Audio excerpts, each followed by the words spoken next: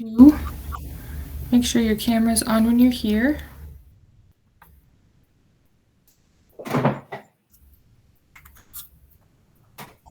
And looks like we're missing some people. Let's see, Rebecca, I see you. Louisa, I see you. Erica.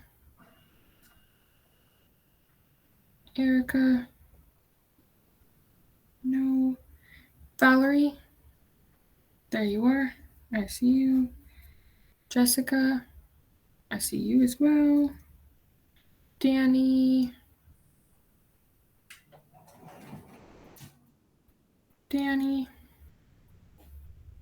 No.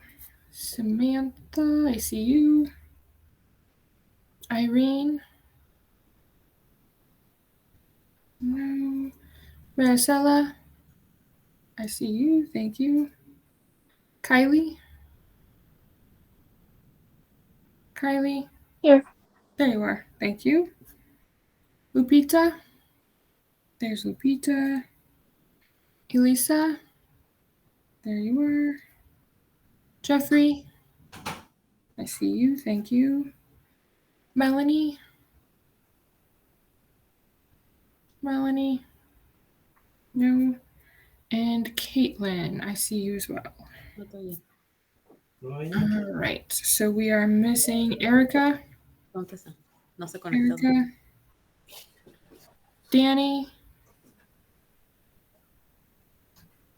Danny, no. Irene. Minutos tiene que hacer makeup. No. Después de and Melanie. Ponen absent. Oh, ya se conectó. Did someone have a question? I heard someone talking. No. Okay. Hopefully those few people will join us. Couple of things that I wanted. Oh, Danny, you're here? Okay. I gotcha. Thank you for letting me know. Couple things that I wanted to tell you / show you. There was a post last week in your stream about sending in a badge photo. So make sure that you take a look at that.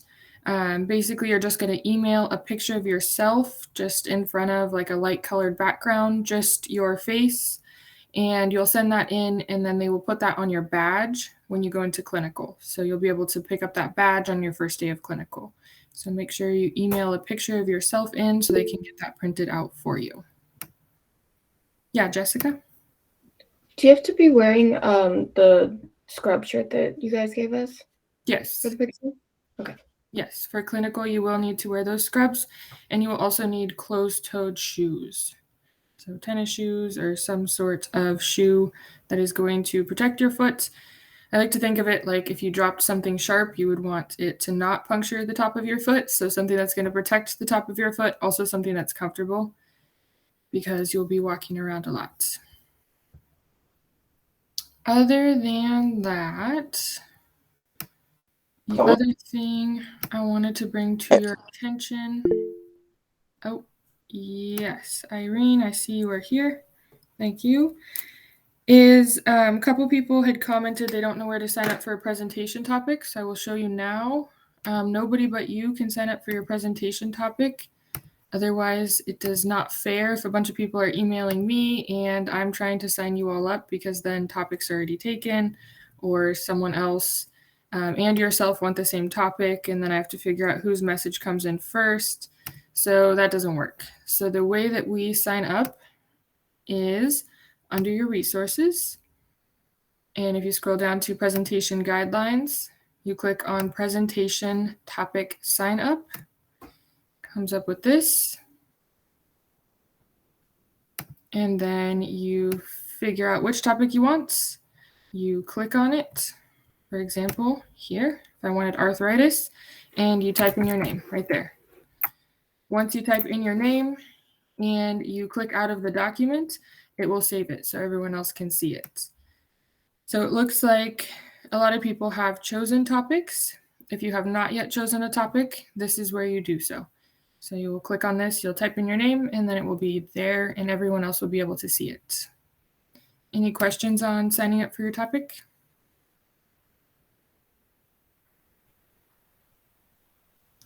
Just make sure that all topics are selected by this Thursday. After this Thursday, you cannot change your topic, and then you'll want to get started on working on your presentation. All right.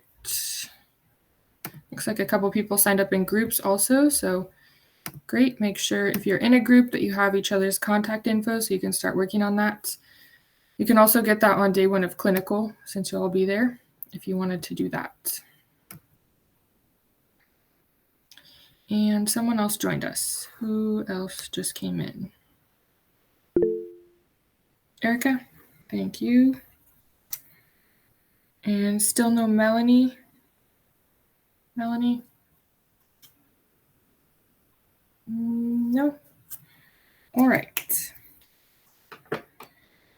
Then we will go ahead and move forward. So we will start out going over workbook chapters this morning. We'll go over the workbook chapters from last week. And then we left off last week midway through the chapter, so we'll finish going over that. Of course, a lot of what you would need to know is going to be covered in the workbook too, so you'll get to see that beforehand. Any questions before we get started on workbooks?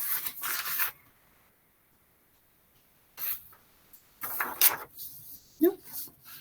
All right. Then we'll start out with your workbook, chapter 11. It starts on page 67. And I will call on people to go over questions today, so make sure you're paying attention to where we are. So we'll start out with chapter 11, section 1, short answer question 1. What makes moving into a long-term care facility a big adjustment? Lots of things, right? Lots of losses, experiencing loss of your home, your independence, mobility, your health maybe, family, friends, pets. Keep in mind also, usually what happens to require this move into a facility is some sort of event, like maybe they had some sort of hospital stay, or maybe they're not safe to take care of themselves anymore. Maybe the family member that was caring for them isn't able to do so. So that can be really scary as well. For number 2, LGBTQ residents may fear not being accepted. Also may fear that maybe their family or friends won't be welcomed. Also, a lot of times if you look at paperwork, admission paperwork for healthcare facilities, it's changing now, but it used to be written in a manner that would assume you're either male or female. A lot of times that doesn't give an appropriate option for someone to pick. So that can be kind of uncomfortable, not really knowing how to fill out that paperwork. Starting with section 2. Yeah, Irene, did you have a question? How do we address them if, like, we don't want to assume they're straight? By Like, their how do name. we... Ask them. Oh, okay. Just address them. Usually we use formal name. And then if they ask to be called something else, go for that. You can also ask them what pronouns they prefer. You can ask questions about their family, their friends. You know, who is this person that just visited? Or, you know, I saw someone here the other day. Who was that? Ask them to explain that.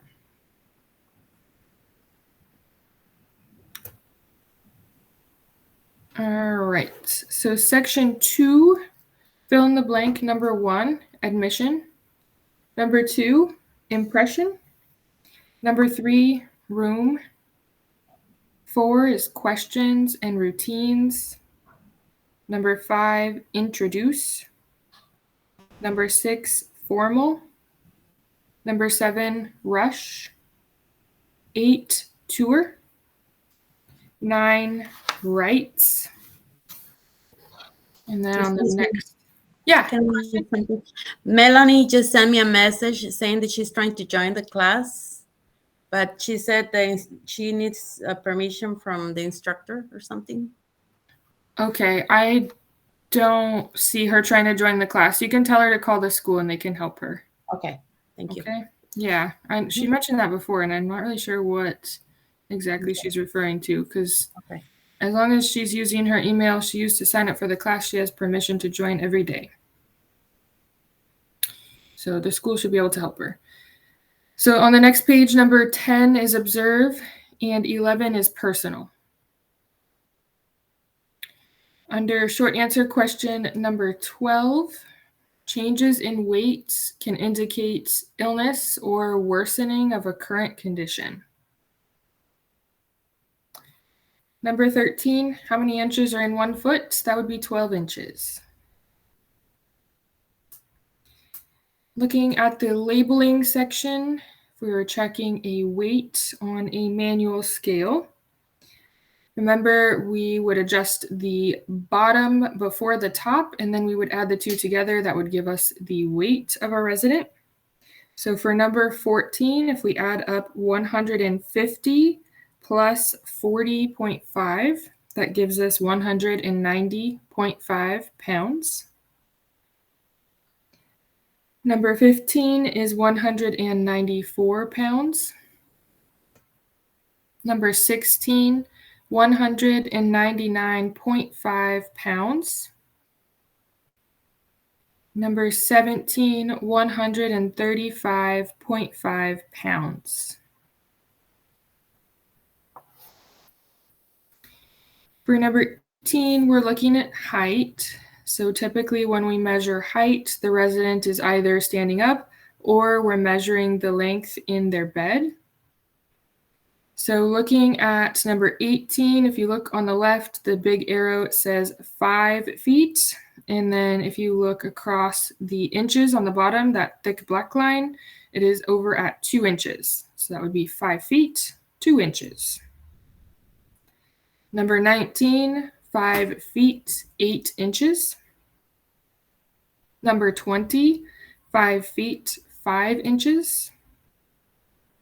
Number 21, 6 feet, 3 inches. Moving on to section 3, true or false questions. Number 1 is false. Number 2, true. Number 3, false. And numbers 4 and 5 are true. Hi, Melanie. Sorry, I'm not sure what the issue is when you're trying to join. It doesn't tell me that you're there or trying or anything. Yeah, I figured as much after like 5 minutes, but it's okay. I figured it out. Okay, yeah, when that happens, just call the school and see if they maybe can go on the back end through the meeting, because usually if someone's trying to join, it tells me, but I don't see anybody, so that's weird. That's fine. I'm here now. You're here. All right, we're in the workbook on page 69. So moving on to section 4, looking at this scenario, it's asking us what we could do to reassure this resident. We want to make sure that he understands that the reason that he's being discharged is because the doctor believes he's ready to go home, right? So encourage him, help him to believe that he is ready, help him to understand what progress he has made and how maybe he can care for himself as he makes that move. For number 2, the nurse is going to discuss a lot of things with the resident, things like future appointments, what medications to take, if there's any ambulation instructions like using a walker, cane, medical equipment that they're going to be using, transportation, if there are any restrictions, sometimes those are dietary restrictions or activity restrictions, nutrition and diet orders, as well as any community resources that might be useful for that resident. Moving on to number 3, responsibility of the nursing assistant when you're helping with a discharge, helping the resident to collect all of their belongings and get them packed up. Remember, being positive and reassuring. Moving on to section 5, multiple choice questions. Looks like 1 through on the next page, number 5. Any volunteers for those? Yeah, Irene? I got number 1, D, number A, number 2A, number 3C, number 4B, and number 5C. Good, thank you. And then for the short answer question number 6, responsibilities of the nursing assistant after a physical exam. That's going to include helping the resident to get cleaned up and dressed, helping them get back to the room, also maybe disposing of or cleaning any equipment. Also could have written down there labeling and delivering any specimens. For number 7, you could have any of the following. They have the right to choose the examiner, right to have family members present, the right to privacy, as well as the right to overall refuse the exam. Any questions from Chapter 11?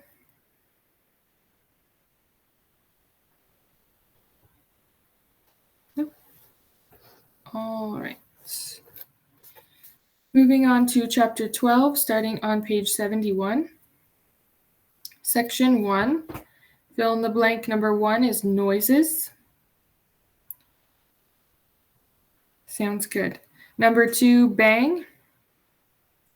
Number 3, voice and close. Number 4, incontinence and briefs.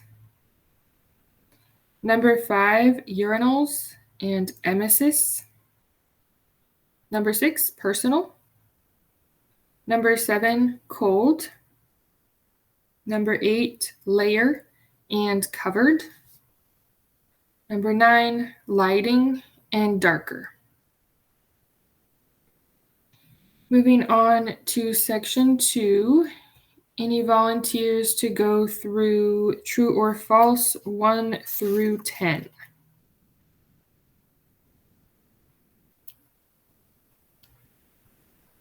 Yeah, Samantha? All right, for 1, I got true. 2 and 3, I got false. 4, true. 5, false. 6, true. 7 and 8, I got false. 9, true. 10, false. Good, thank you. On to the next page for section 3, multiple choice. Number 1 is C. Number 2, A. 3, C. And 4, D. Under section 4, who wants to tell us what they wrote down for things that can disrupt a resident's sleep? Yeah, Maricela? I got fear, anxiety, stress, noise, medications. Good. You can also have diet, sharing a room, and illness. Any of those options are fine. Thank you. For number 2, things that we should observe for when a resident says that they're not sleeping well. Those would be things like, are they maybe sleeping too much during the day? Maybe they're having caffeine too close to when they're trying to go to bed. Maybe they're confused and they're wearing night clothes during the day, day clothes during the night. Maybe they're refusing medication that they're supposed to be taking to help with sleep. Or maybe they're taking a new medication and maybe one of those side effects is that they can't sleep. Maybe there's some sort of distraction like a TV, radio, light. Or maybe they're experiencing pain. Moving on to section 5. Anyone want to volunteer to finish up those multiple choice questions for us? Yeah, Valerie? I got D, A, B, C, C, A, B. For number 4, what did you have? C. Number 4 is going to be D. So when a resident can't get out of bed and we need to make the bed, the nurse is not going to do it. We're going to raise the bed up to a safe height and we're going to make an occupied bed. So that one is D. And then for number 6, that one is B. The surgical bed is made to easily accept residents returning on stretchers. And then number 7, what did you have for that one?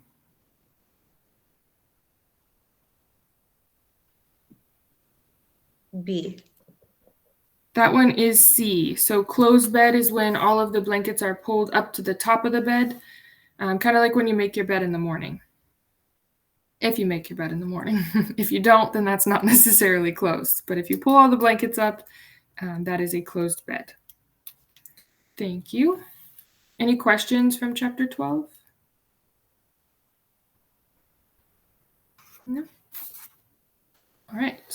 Then moving on to chapter 13, starting out with section 1 on page 75. Numbers 1 and 2 are true. 3 and 4 false. 5, 6, and 7 true. 8, 9, and 10 false. For the crossword puzzle, starting out with the across questions, number 2 is wrinkles. Number 5, hand rolls. Number 6, shearing. And number 8, dry. For the down questions, down number 1 is bed cradle. Down number 3, plastic. Down number 4, 2. And number 7, red.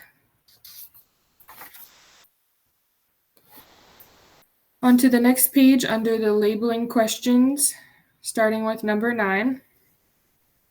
A is pointing to the side of the head. B, the ear. C, the shoulder. D, the hip. E is called the greater trochanter. F, the knees. And G, the ankle. For number 10, the prone position, A is pointing to the cheek. B, the collarbone. C, breast tissue. D, the abdomen. E, genitals. F, knees. And G, toes. Who wants to tell us what they got for number 11, the supine position? Yeah, Jessica? For A, back of the head. B, shoulder blades.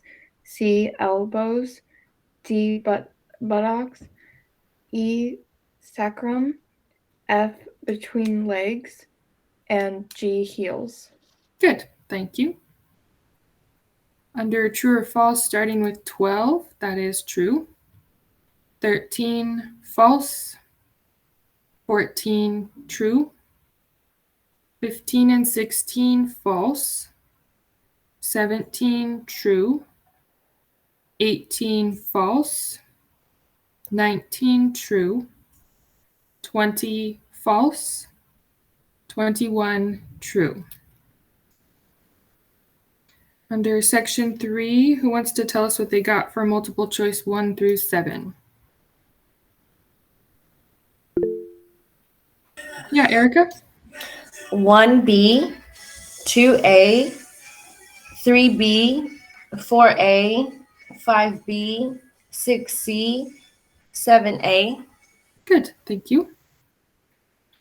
Under section 4, short answer number 1. Think about how you feel after you have taken a shower or a bath, combed your hair, right, gotten ready. It makes you feel better all around. So it makes a resident feel better about themselves, not only physically, but also emotionally. For number 2, grooming routines that are important in your life. So this is going to vary by person, but think about how routines are important to us and why it is imperative for us to find out what the residents' routines are so that we can help them to meet their needs that way. Melanie, I don't want to call you out, but it looks like you're in a car. Are you the one driving? No? Okay, good. Just want to make sure. We don't want to watch you get into an accident trying to watch us in class while you're driving. Okay. Number 3, for foot care. Foot care is really important, especially if we have a resident with, for example, some sort of medical condition like diabetes or maybe neuropathy. Maybe they have some sort of condition where they don't have feeling in their feet. They may not know if they potentially step on something and get a cut, or if they're experiencing skin breakdown. They may not be able to feel that. So very important that while we are caring for the resident, if we are caring for their feet, washing those feet, drying the feet, looking at them, and reporting any observations to the nurse. Number 4, who wants to tell us where we should never apply lotion when doing foot care? Yeah, Irene? Between the toes. Good. Yes, never put lotion between the toes. Remember, if you get lotion between the toes, you don't need to tell the nurse or something. You just wipe it out, right? Use a towel, wipe it out from between the toes. For number 5, should wear gloves when we're shaving a resident because we could potentially nick the skin, which would cause bleeding. Remember, blood is a bodily fluid. Next page, number 6. Residents who take a blood thinning medication, also known as an anticoagulant, might be using an electric razor because that decreases the likelihood of nicking the skin and then leading to bleeding. If someone's on a blood thinning medication, it takes a lot longer for them to stop bleeding than for someone who is not. For number 7, remember that we do not style hair for residents into childish hairstyles. That's because residents are adults, right? They're not children, and we should not be treating them like children. For number 8, don't share things that touch the hair. Things like combs or brushes, scarves or hats should not be shared between residents. For section 5, who wants to tell us what they got for multiple choice 1 through 4?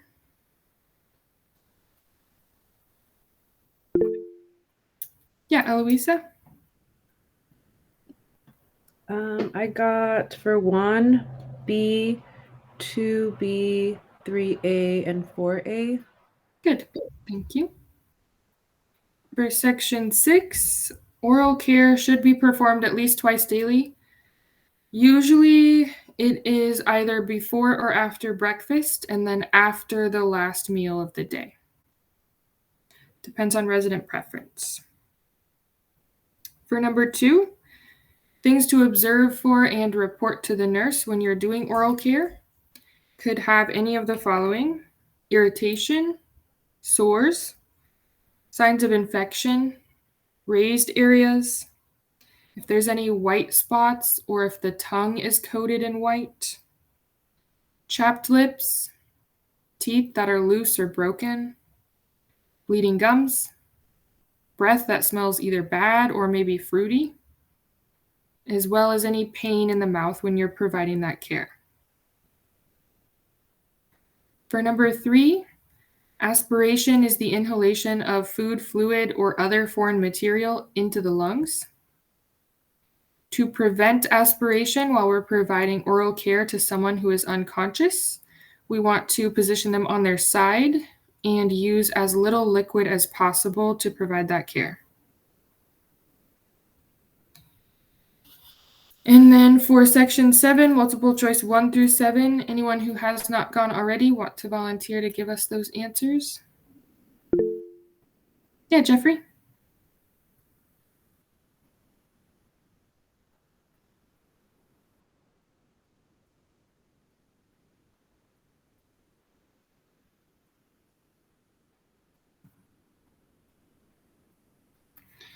Good. Number 3, I couldn't tell if you said B or D, but that one is A. Those should be stored in a denture cup.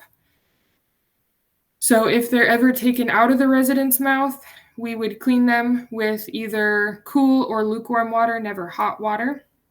And then we would store them if they weren't going to put them back in some sort of denture cup. It's usually just a little plastic cup with their name and room number on it. That way we don't get people's teeth mixed up, because quite honestly, they all look the same. So you don't want to be trying to fit different dentures in different residents' mouth. They only are made for one person. Any questions from chapter 13?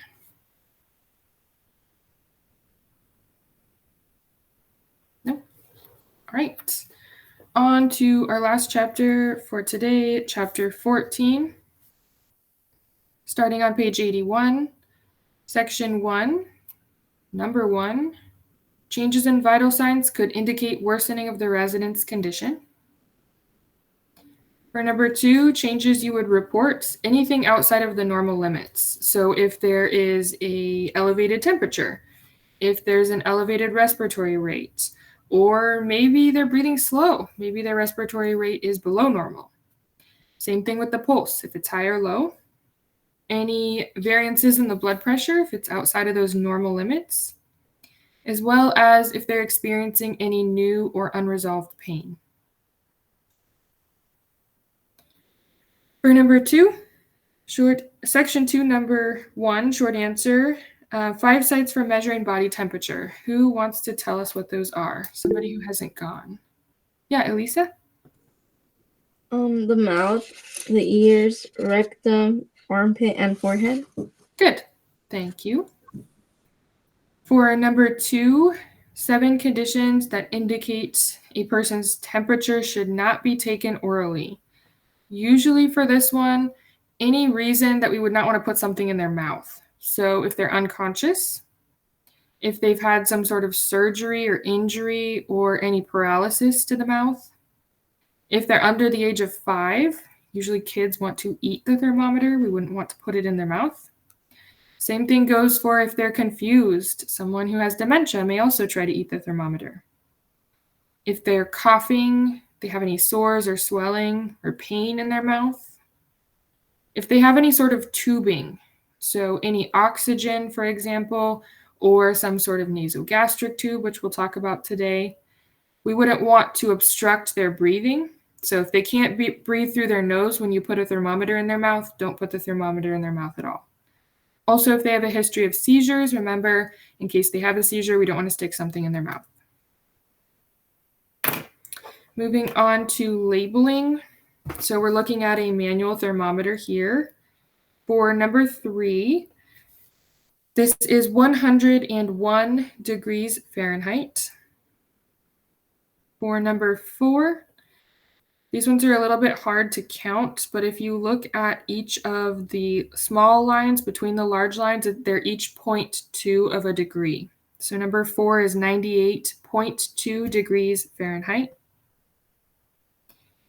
Number 5 is 101.6 degrees Fahrenheit. Number 6 is 99.4 degrees Fahrenheit. Number 7, 100.8 degrees Fahrenheit. Next page, number 8, 102.4 degrees Fahrenheit. Number 9, 102 degrees Fahrenheit. Number 10, 99 degrees Fahrenheit. Number 11, 100.4 degrees Fahrenheit. And number 12, 97.6 degrees Fahrenheit. Under multiple choice, number 13, rectal thermometers are usually red, so that is B. Number 14, C. 15, C.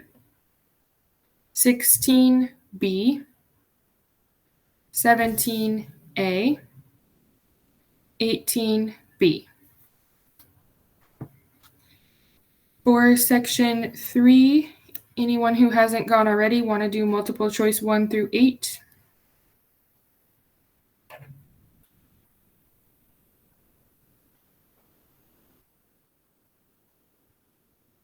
How about... I will. Rebecca, you want to go? 1 is D, 2 is D, 3 is C, 4 is C, 5 is A, 6 is B, 7 is B, 8 is B. 8 is A. Other than that, those all look good. Usually people start to kind of hyperventilate. If you're like, I'm watching you breathe, you're like, oh, you start going, and then they're like, your respirations are really high. Why is that? Well, because you told me you were watching me breathe and I got scared, right? So number 8A, all the others sounded good. For section number 4, matching question number 1 is C, 2D, 3B, 4F, 5E, and 6A. For short answer number 7, it's asking you to look at the blood pressure reading here and to tell what the systolic and diastolic are, and then also if they are within the normal range. So for number 7, the systolic is pointing to 216. The diastolic is pointing to 108. So 216 over 108. Is that within the normal range? No, right? That is high. For number 8, the systolic is pointing at 136. The diastolic is pointing at 88. So 136 over 88, is that a normal reading? Still no, right? Too high. On the next page, number 9, looks like the systolic is at 166. The diastolic is at 44. Is 166 over 44 a normal reading? No, right? The top number is high and the bottom number is low. And for number 10, the systolic is pointing at 140. The diastolic is pointing at 86. Is 140 over 86 a normal reading? Still no, right? Still too high. One thing to keep in mind when you're checking a manual blood pressure is, as you can see on these dials, you will only have even numbers.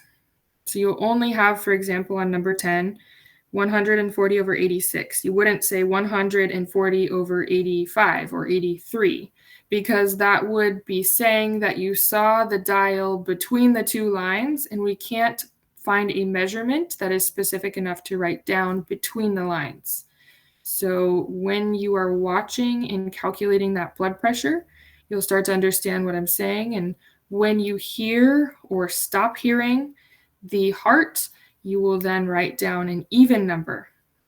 The only reason we would be getting an odd number for a blood pressure reading is if an automatic machine is taking the blood pressure.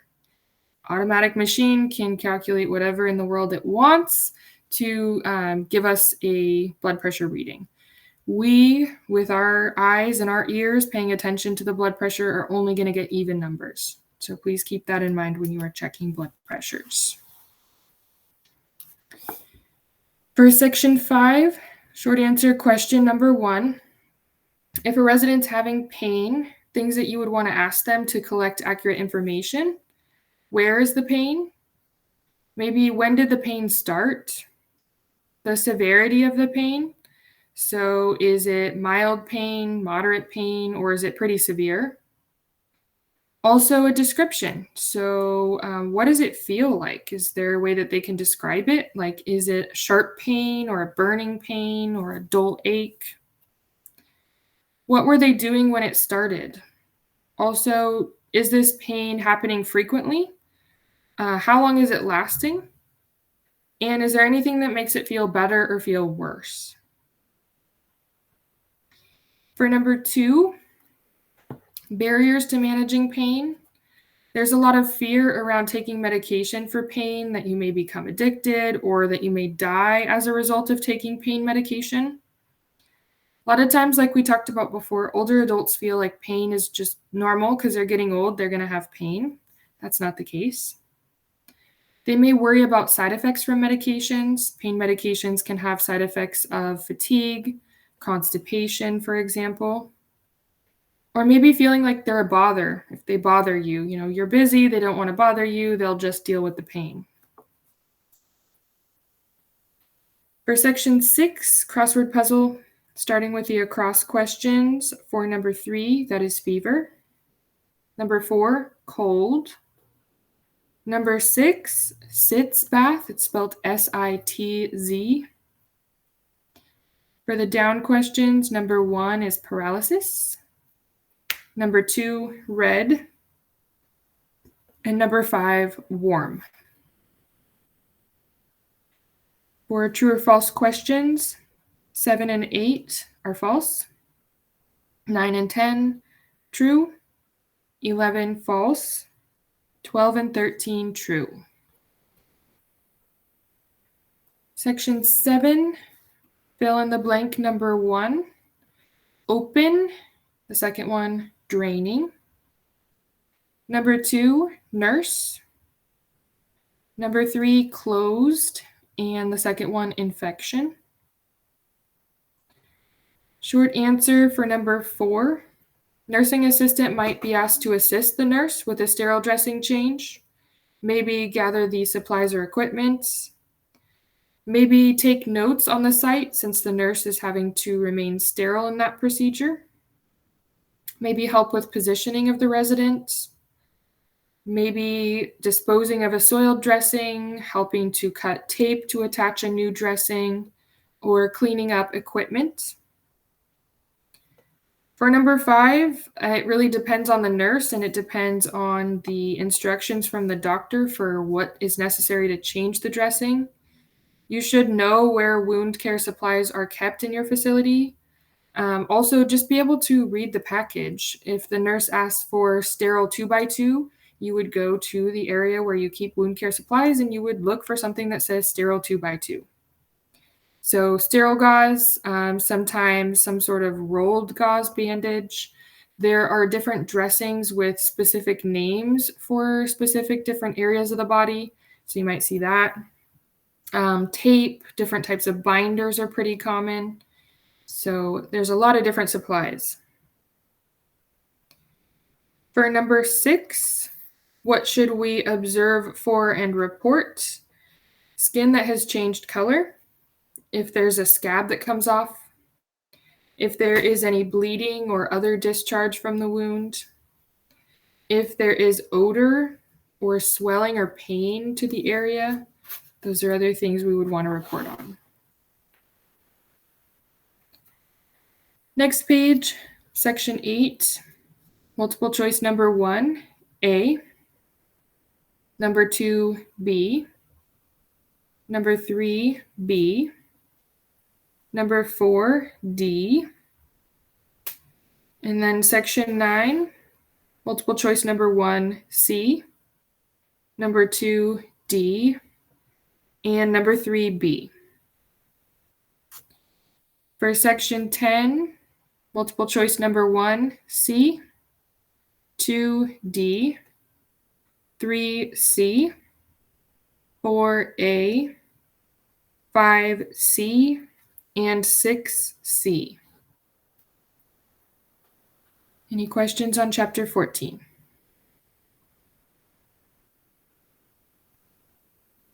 Nope. All right. Go ahead and put your workbook away.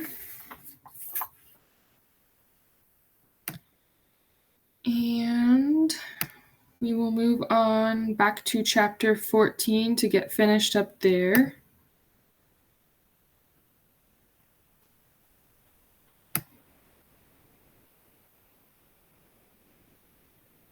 While I find where in the world we were. Anyone do anything fun over the weekend?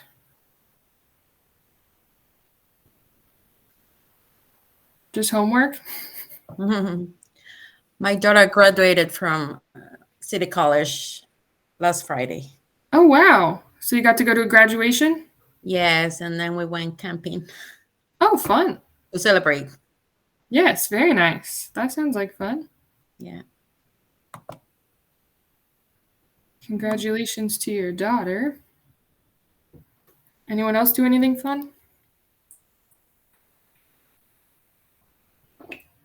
No, everyone else did homework. Darn. For all the days, Friday, Saturday, and Sunday, right?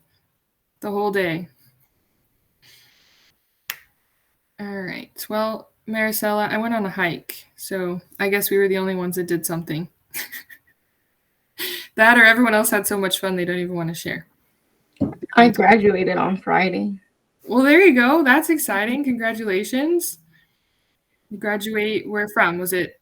It was community college, my prerequisites for nursing. Oh, exciting. Good times. I remember those days. It's a big accomplishment. Nursing is one of those careers where you have all these prerequisites to even get into the darn thing, and then you have 2 years in the program too. So that's a huge accomplishment, getting through those prereqs. Yeah, right now I have to study for my T's. I'm super stressed. I remember taking the T's test as well. Yes. That was a long time ago, but I do remember it. I also remember thinking, why in the world are they asking me these questions to get into nursing school? Because there's all those sections of different topics that they talk about. It's like, why do I need to know that? Common knowledge, I guess. Jeffrey, I heard you say something. What did you do over the weekend? Something fun? Oh. Oh my gosh. That would make me tired. Yeah, I thought I was in shape. We went for a 4-mile hike, and it was a pretty steep hike, like kind of like rock climbing up to the top of a mountain with both of our dogs. And I thought I was in shape, but yesterday I could barely walk on my own 2 legs. I was like, well, I guess I'm not in shape. Not enough to climb mountains anyways. But lots of fun. Something else to do besides sit in front of a computer or, stare at a book, those sorts of things. All right, I think I found where we were. So we left off last Thursday. We were going to start talking about different things that we as the nursing assistant could do for residents who are experiencing pain, in addition to, of course, talking to the nurse about it, and the nurse maybe giving them a medication. So looking at heat and cold, there is a time and a place for heat applications versus cold applications. Typically, heat applications, especially for older adults, they help more. So usually heat helps to relieve pain and muscle tension. It helps to increase blood flow to the area by vasodilating all of the vessels, which then delivers more oxygen and nutrients to the tissue. Cold, on the other hand, can be used to stop bleeding. We talked about that when we talked about epistaxis or nosebleeds. It also helps to reduce pain, and it can help to bring down a high fever, which we'll talk more about when we get to hospice care. Keep in mind that warm and cold applications, if they are not used appropriately, can cause the opposite effect of what is intended. So the intended effect is to help relieve pain. If they're used too long or improperly, they can cause pain. They can cause damage to the skin, damage to the nerves. So very important that we pay attention to what we're applying, how to apply it, and also how long it should be left in place. So how would you know that? Well, you would look at the care plan and it would give you instructions on what to apply, how to apply it, and when to remove it. So we won't go through all of these. Just to give an example, if we were going to put on an ice pack, we would check the skin after 10 minutes of the application. If the skin looked good, we could continue on for another 10 for a total of 20 minutes. Usually for an ice pack, you're just filling a bag with ice unless your facility has dedicated ice packs. One thing that you want to keep in mind with an ice pack is it should never be applied directly to the skin. So there should be something between the skin and the ice, whether that be a pillowcase, a washcloth, what have you. And when we check the skin, what we're looking for is any sign of irritation. That could be blistering, that could be paleness to the skin, that could be resident report of pain, tingling, numbness. Any of those things we would want to report to the nurse. And then if we saw those things, we would not put the ice pack back on. We would keep it off until the nurse assessed that and gave us further instruction. So again, you don't need to memorize each of these. It'll be in your care plan for how to address each heat and cold application. But just to give you an idea, there are instructions for each one. So here, this picture, someone is applying a warm compress. So you can see here the warm compress. It looks like just like a warm washcloth. That can be applied to the resident's skin to assist with pain. Want to put some sort of barrier between the two. So it looks like there's some sort of cloth over the resident's arm that we're going to be applying between the heat source and the skin.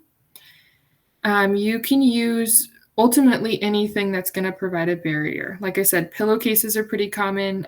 Towels, washcloths are pretty common. If they already have clothing on, that's a barrier as well. So if they have a long sleeve shirt and you're putting heat on their arm, great, use the long sleeve shirt as the barrier. Warm soaks, very similar to, for example, doing like foot care. So just soaking the skin into a warm basin of water. Aqua-K pads are not super common any longer. Honestly, I couldn't tell you the last time I saw an Aqua-K pad, maybe 5-6 years ago. They're not very common because there are better options these days, better options as in heat packs. So the Aqua-K pad, when it first came out, it was a great device because it circulated warm water. It actually keeps that water warm inside of that little machine and then circulates it throughout a pad, which is then covered over whatever area the resident is painful. The thing with Aqua-K pads is if the little device gets tipped over, that little cream-colored box, it malfunctions, it does not work. So it's very easy to break. Also, the water temperature, though it is supposed to be maintaining that water temperature, sometimes it gets a little too hot or not hot enough. So it can be kind of inconsistent. So if you see an Aqua-K pad, follow the instructions in the care plan for use. Otherwise, typically facilities these days will just use a heat pack, something that either is kept in a warmer or is microwaved and then placed onto the resident. Sitz baths, we'll come back to more in chapter 17, but a sitz bath is a way to assist someone who is having pain either in the perineal or rectal area. So it's a type of soak for that area. And we'll come back to more on those here in a couple of chapters. Here's what an ice pack looks like. Using it with a towel is fine. Other sorts of cold compresses, cold washcloths are pretty common. Cold packs, like packs that are kept in the freezer, refrigerator, they're usually like filled with gel. Those can be used as well. It just depends on what your facility has. Moving on to dressings. Remember, anything sterile you do not do on your own. If the nurse asks you for help with a sterile dressing change, that's fine. You can definitely step in and help. Non-sterile dressings, you might have instructions in the care plan for changing. The difference between a sterile dressing and a non-sterile dressing is that a sterile dressing covers something that is open, draining, or new. A non-sterile dressing closes something that is not draining or is dry and is closed. The reason it is non-sterile is because there's less chance of infection if that skin is still intact. So if it's a non-sterile dressing change, you might be able to follow the instructions in the care plan if your facility does allow for you to change dressings. Typically, when you're looking at something that is non-sterile, it's something that either is being watched for pressure injury, maybe like stage 1 where the skin is still intact. Maybe it's something that has mostly healed up, but we're still dressing it just to provide additional protection. So it's something that does not have drainage and is not considered to be open. So the layers of the skin are intact. As far as some examples of dressings that you might see, like I said, there are a lot of them. I'll show you a common one.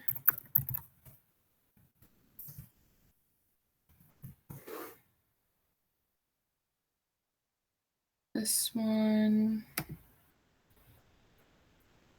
is a pretty common dressing.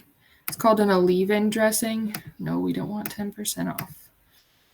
So an leave-in dressing, it's a pink dressing.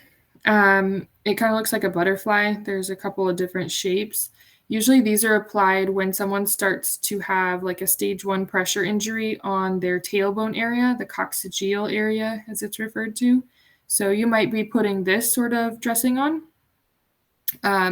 This dressing is basically a cushion underneath that dressing and then porous adhesive, so that pink part around the edge attaches to the skin but allows for it to still breathe. So these dressings can usually be left in place for 24 or 48 hours before they have to be changed. So that's one example that you might see. Like I said, there's a lot of different dressings. So if you're ever unsure exactly what you're doing, just ask the nurse. The nurse can lead you to the correct dressing. As far as sterile dressing changes, remember the nurse might ask for assistance. They may ask you to gather supplies, maybe jot down some notes on observations, maybe help with repositioning the resident or preparing the dressing. Really important that during a sterile dressing change, you don't touch anything that the nurse doesn't advise you to touch, because if you touch something that was sterile, the nurse has to clean everything up, throw it all away, and start over. That sterile procedure has to be kept sterile. If it is not, it is obviously no longer sterile, therefore can introduce infection into that resident, which we don't want to do.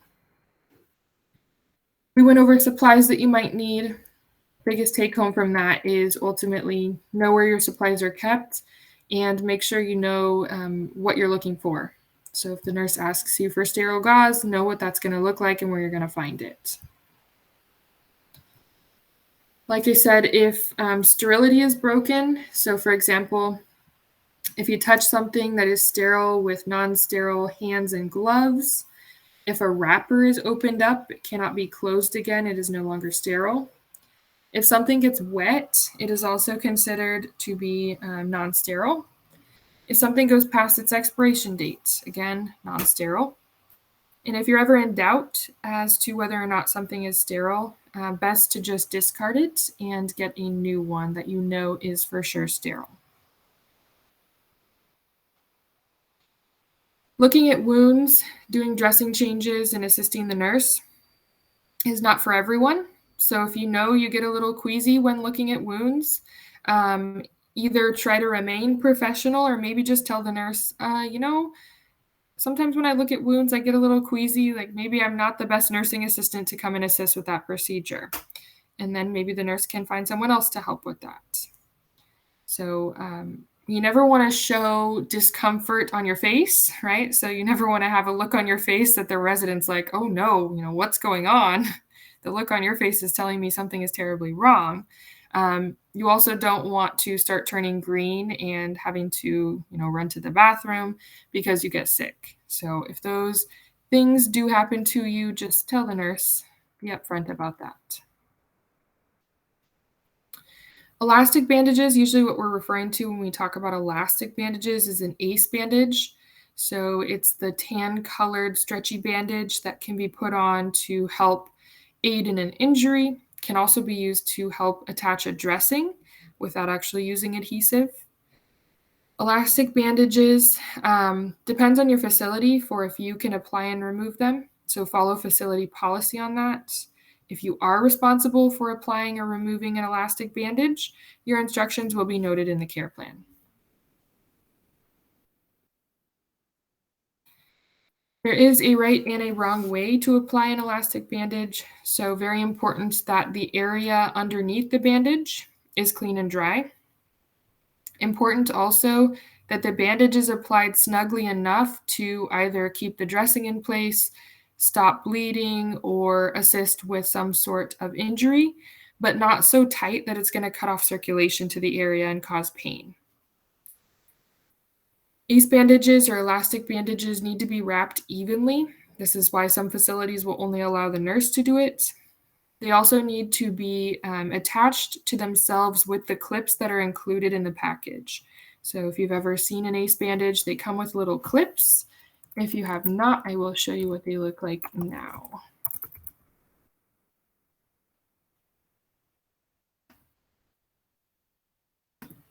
So you can see, if I scroll down, there we go.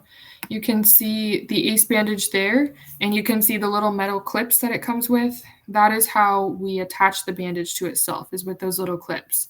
You don't want to try to tie the bandage. You don't want to try to use tape on the bandage. You need to use those special little clips to adhere the bandage to itself.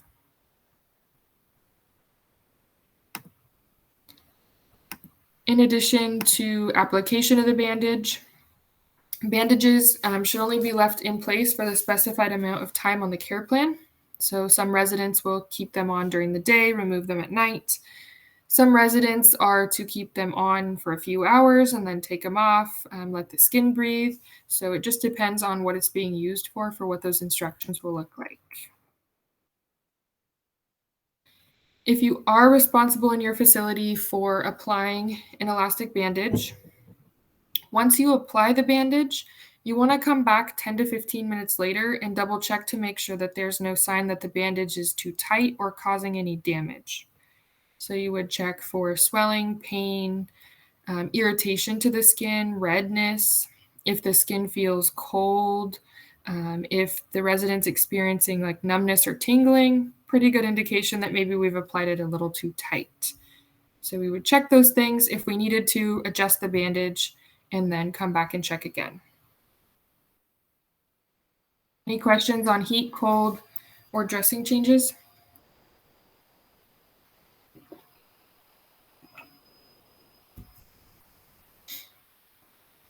No? All right. Moving on to IV therapy. So IV therapy, IV stands for intravenous. What that means is that whatever is going through the little catheter is going directly into the resident's vein. Usually IV catheters are used for delivery of fluid, medication. They can also be used for nutrition. Nursing assistants do not insert or remove IV lines. That is within the scope of practice of the nurse. Nursing assistants also do not care for IV lines because that is a sterile procedure. So again, that is within the scope of practice of the nurse. So what do we do if we're taking care of a resident who has an IV line? We would observe the IV line and report any changes or issues to the nurse. For example, if the IV came out, or maybe the alarm is beeping, or the site is swollen, or maybe the resident says it hurts, or if the site is bleeding, the dressing comes off, we would alert the nurse to all of these issues and allow for the nurse to address them. Other than that, we do not do anything with the IV line. We always just report if there is an issue to the nurse. While we're caring for someone that has an IV line, we want to know where the IV line is because we don't want to get that site wet if we're giving them a bath or shower. We don't want to measure their blood pressure on that side. We don't want to pull on the tubing or get the tubing caught in their clothing. We want to make sure that when we reposition them, the tubing is not under them, doesn't get kinked. We never want to touch the clamp on the tubing or adjust any settings on the IV pump. We would never turn off an alarm if it was beeping. We also do not ever want to lower the IV bag below the level of the IV site. The reason for that is because gravity. If we take an IV bag that is usually held up on a hook next to the resident on an IV pole, and we lower that below the level of the IV. What happens is the contents from the resident's vein are then backfilling into the IV bag. We don't want that, right? The reason they have an IV is so that we can deliver whatever is in the bag into their vein. So very important that you never lower that bag below the level of the IV. So what does that look like if you're changing clothing? When you're changing their clothing, you would take the IV bag off of the pole, and you would help to get their clothing off over the tubing. You would take the IV bag out through the clothing, keeping it again above the level of the IV site. Then you would put the IV bag into the new clothing and assist them to get that clothing on. So it's a couple of extra steps that we wouldn't normally do for someone that didn't have an IV, but very important to be careful and to make sure that you have that IV bag secured and that you do not lower it below the level of the IV site.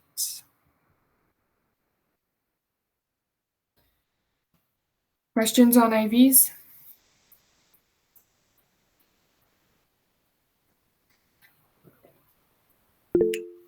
Yeah, Jessica? When you're changing someone, do you put the arm that has the IV in first? Like into their shirt first? I would. It's easier. Then you don't have to try to wrestle with the arm to get the IV bag through. Okay. So I would do that side first. I would take out the side that's not attached to the IV first. If you're taking off the clothing, then you have the whole shirt, for example, to pull all the way off the other arm. And then I would, yes, put the shirt back on the arm that has the IV first so you can get the bag through, the arm through, and then you can put the other side on. Yeah, that'll make it a little easier for you when you're not trying to wrestle around or make an armhole bigger, something like that. Good question. We've already talked about oxygen. We'll touch a little bit more on oxygen now. We talked about oxygen therapy being delivery of additional oxygen to supply someone's lungs. Oxygen can be delivered a couple of different ways. Usually the way we see is through what's called a nasal cannula. A nasal cannula is a plastic tube. It hooks around the ears and then it delivers oxygen to the nose. So the oxygen actually enters into the nares. A nasal cannula looks something like this.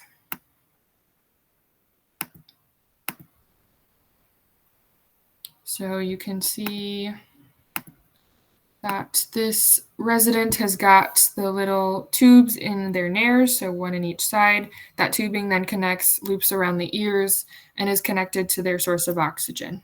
So that's probably the most common form of oxygen delivery that you'll see. Another type of device that you might see, and typically this sort of device would only be used if someone was maybe not a nose breather, right? Because if you're not a nose breather and we're delivering oxygen through your nose, it's not going to be beneficial. So if they're not a nose breather, maybe a mouth breather, they can actually use a full face mask to deliver that oxygen either way. So it can go in through the nose this way or the mouth. So that is another device. Those ones tend to make people feel a little more claustrophobic, right? Because there's something covering their nose and mouth. So the nasal cannula, if they breathe through their nose, is usually the most typical form that we'll see.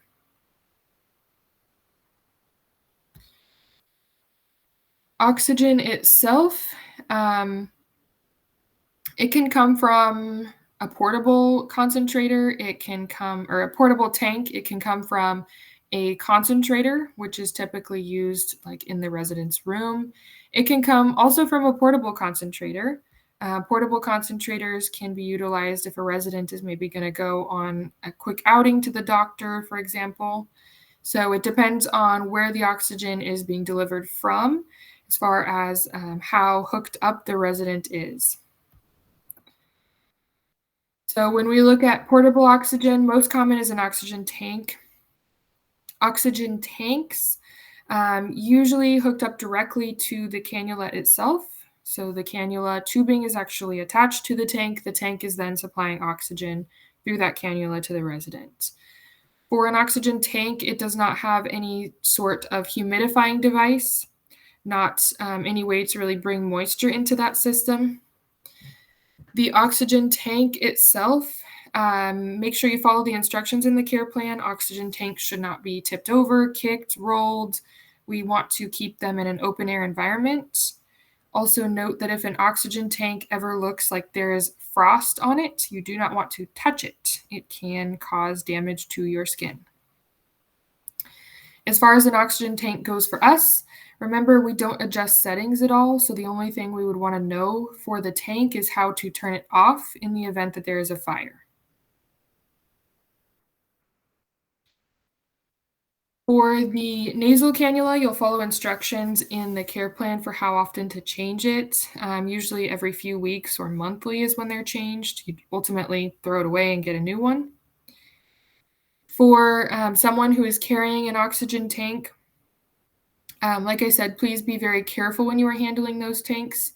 Also, please note that if the tank is empty, it is not going to be supplying oxygen. I know that sounds silly, but if the resident is having difficulty breathing or they're telling you that they're not getting oxygen, please alert the nurse to that. It may just be that the tank is empty. We need to switch them over to a new tank and then get that one filled back up. For an oxygen concentrator, usually these are large devices plugged into a power source in the room. Like I said, there are portable ones now. When the portable ones first came out, they were not being covered by insurance because there's a cheaper option, which is an oxygen tank. The portable concentrators are more convenient for residents. They can carry them kind of like a little purse and take them with them without having to cart along a giant tank. So a lot lighter, easier for residents to handle, especially if they have like a walker or wheelchair. So if they're using a concentrator, make sure that the concentrator is plugged into a reliable power source. Remember, we don't ever adjust the level, but we do want to know how to turn the concentrator off in the event of a fire. If the concentrator has a humidifier, which I'll show you a picture of here in a second, make sure that you follow the care plan instructions for filling the humidifier. It's usually filled up with sterile water and then secured back on. Also, know that a concentrator actually takes air from the room, concentrates the oxygen, and then delivers it. So if the oxygen concentrator is in a closet covered by a blanket, pushed between the corner of the bed and the wall, it's not going to be able to get adequate supply of oxygen. So make sure it is in a well-ventilated area so that it can actually be used properly. So it looks like this. And I want to find one with a humidifier.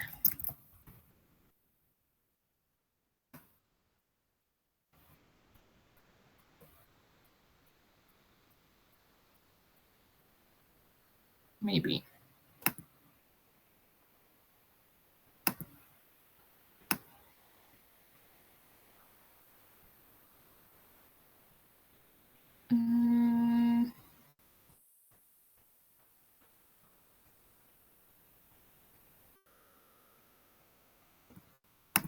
Here's one. So this one.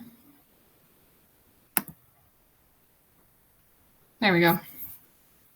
So this machine, you can see on the front, it has like a little water bottle. That little water bottle is the humidifier. So it's filled with sterile water.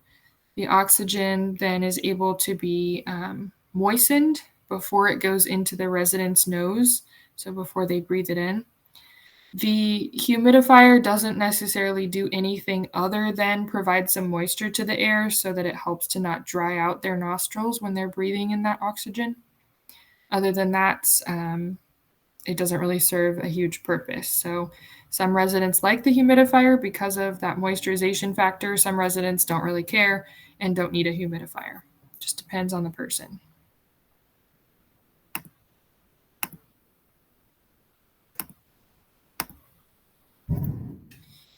If your resident does use a humidifier, Like I said, follow the instructions on the care plan for how to fill it. Also, please know that humidifiers need to be cleaned. So if it gets empty, it needs to be cleaned and then filled with sterile water again to be used the next time. Any questions on oxygen, different sources it comes from?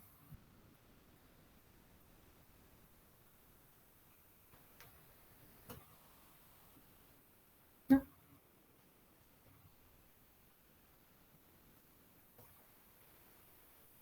All right. Then we will go ahead and take our first break, and then we'll come back and get started on chapter 15.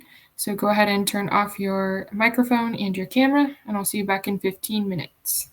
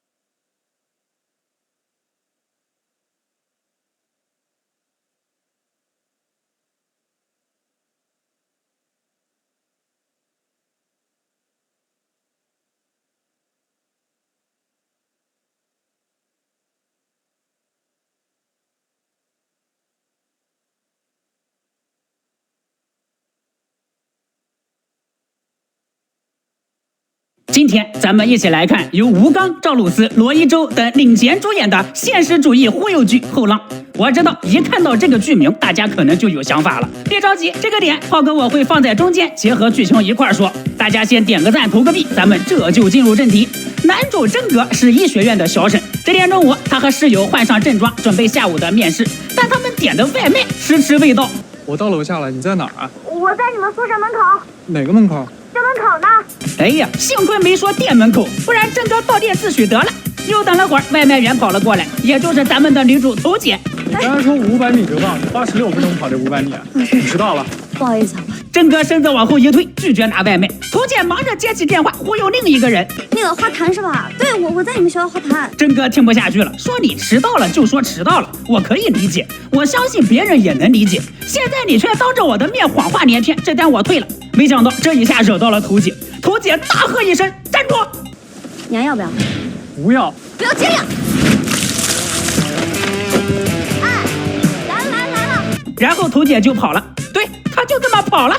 我的天，陆哥送外卖不慌不忙绕庄子，汉哥送外卖把客人外卖给吃了，头姐送外卖咔直接把外卖撒客人头上。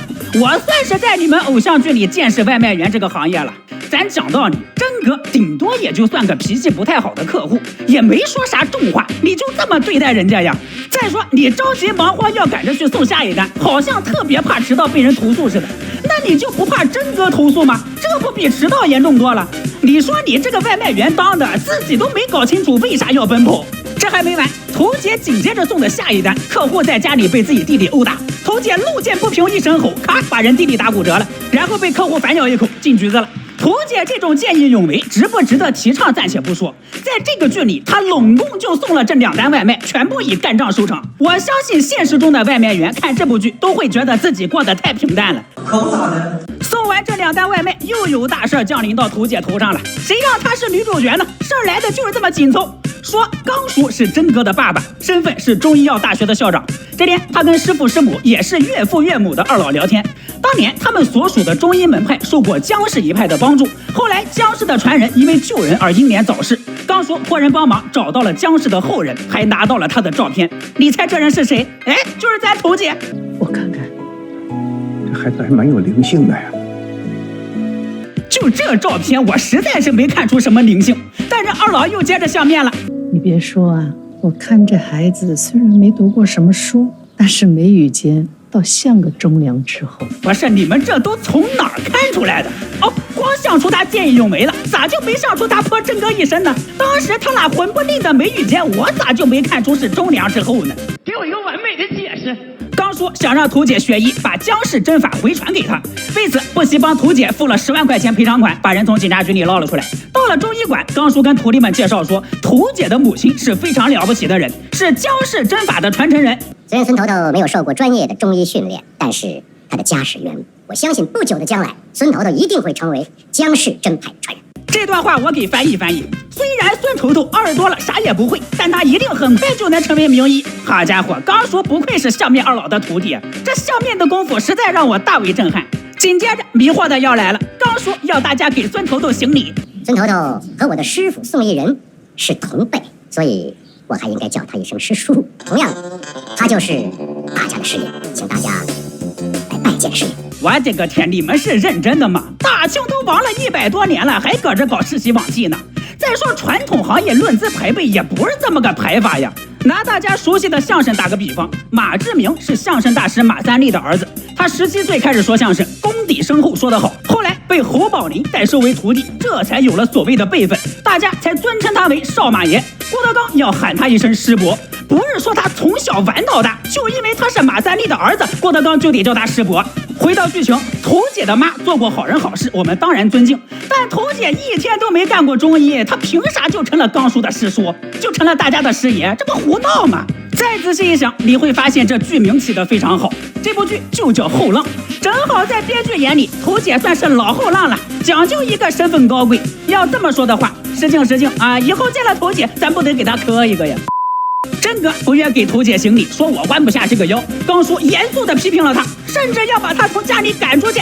你要是不愿意行礼，不想干这行了，你现在马上走，省得在家委屈你自己。好家伙，前几天炮哥我刚吐槽了温暖的甜蜜的，一哥的爹妈不顾儿子死活，替他原谅渣前妻，让他跟前妻复婚，这马上跟一个刚叔为了图姐要舍弃儿子。说真的，我都怀疑图姐才是刚叔亲闺女。这还没完，编剧又给了刚叔一个任务，他辞掉了校长的职位，办了个中医师承班，把图姐招进来当学生。我查了下，卫生部确有相关规定认可这种形式，编剧还专门安排刚叔说了。之前卫生部第52号令，凡有质疑学习中医的学员，高中以上或同等学历，只要是连续3年。Nope. All right. Make sure everybody is here.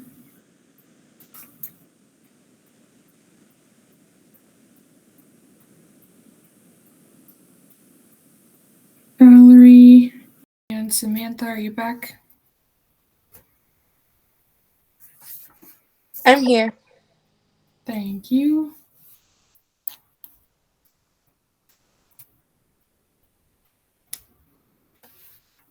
All right. So we will go ahead and start out on chapter 15. Chapter 15 is talking about nutrition.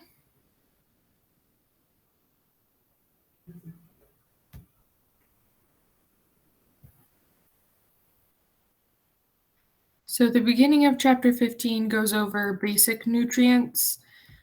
We won't dig too much into basic nutrients. We'll just go over some basic information. And what we'll be paying attention to most is different diet types and different ways to deliver nutrition to residents, different routes that they can receive nutrients other than just by eating food. So that's what we're going to focus on. So nutrition in general just means how we use the food that we eat to maintain our health. A nutrient is something that provides us with energy, helps us grow, maintain our health, and regulate our metabolism. Very important to know that our nutritional status will help our whole body to function. Remember that homeostasis thing we talked about? We need all of our systems to be working and functioning properly in order to maintain health. So a well-balanced diet helps us to maintain our skin, our muscle tissue, etc. Looking at the basic nutrients, they are water, first and foremost, carbs, protein, fat, vitamins, and minerals. Water is the most essential nutrient for life. Without water, we cannot sustain life. Water helps us do a lot of things. It helps us with our digestive process, helps us to absorb those nutrients in our GI tract, helps to eliminate waste products, and it also regulates our body temperature. Carbohydrates, there are two different components to a carbohydrate. So carbohydrates provide us with fiber. They also provide us with extra protein, which we can use for energy. We have good carbs and we have bad carbs. So good carbs are what we refer to as complex carbs. Those include things like bread, potatoes, rice, etc. And then we have our not so good carbs, also known as simple carbs. These are things like sweets, like brownies and cookies and pancake syrup and jellies, all those tasty things that unfortunately do not necessarily contribute to our nutrients. Protein can come from a lot of different sources. Valerie, can I see you? Yes. I see you're logged in twice, though. So one of your things I can see you, the other one I can't.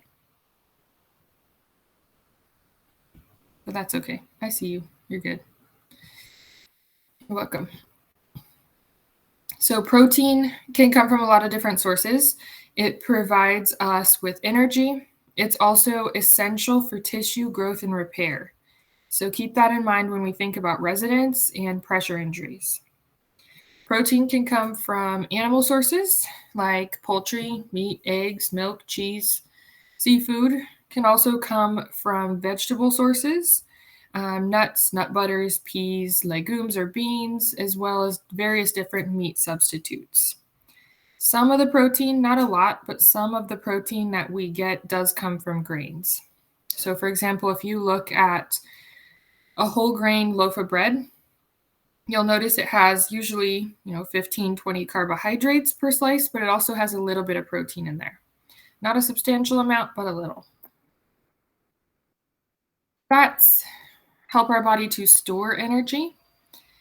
They also allow for absorption of certain vitamins, which we'll get into here in a minute. They fall into categories similar to carbohydrates. We have good fats and we have bad fats or not so great fats. Animal-sourced fats and plant-sourced fats are the two separate sources. Our vegetable or plant-sourced fats are what we classify as our healthier fats, and those are unsaturated fats. The saturated and trans fats are our more unhealthy fats. And again, those usually come from animal sources. Vitamins. Vitamins are necessary for various different functions in our body to occur. Most of the vitamins that we need, we obtain from the food that we eat. Vitamins can either be soluble, meaning they dissolve in fat, or in water. So vitamins that dissolve in fat are A, D, E, and K. Vitamins that absorb in water are B and C. So we need water and we need fat to be able to dissolve those vitamins so that we can actually use them. Minerals do a lot of things. They help with hormone production. They build our strong bones. They also help with the formation of blood cells. Minerals are things like iron, calcium, zinc, for example. And they come from all different sources of the foods that we eat. So looking at a couple different vitamins and minerals, again, don't expect you to memorize all this, just to give you an idea.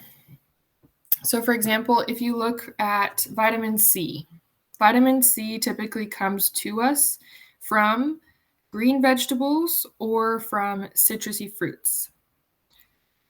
What vitamin C does for our body is it helps us to build the foundations of our bones and teeth.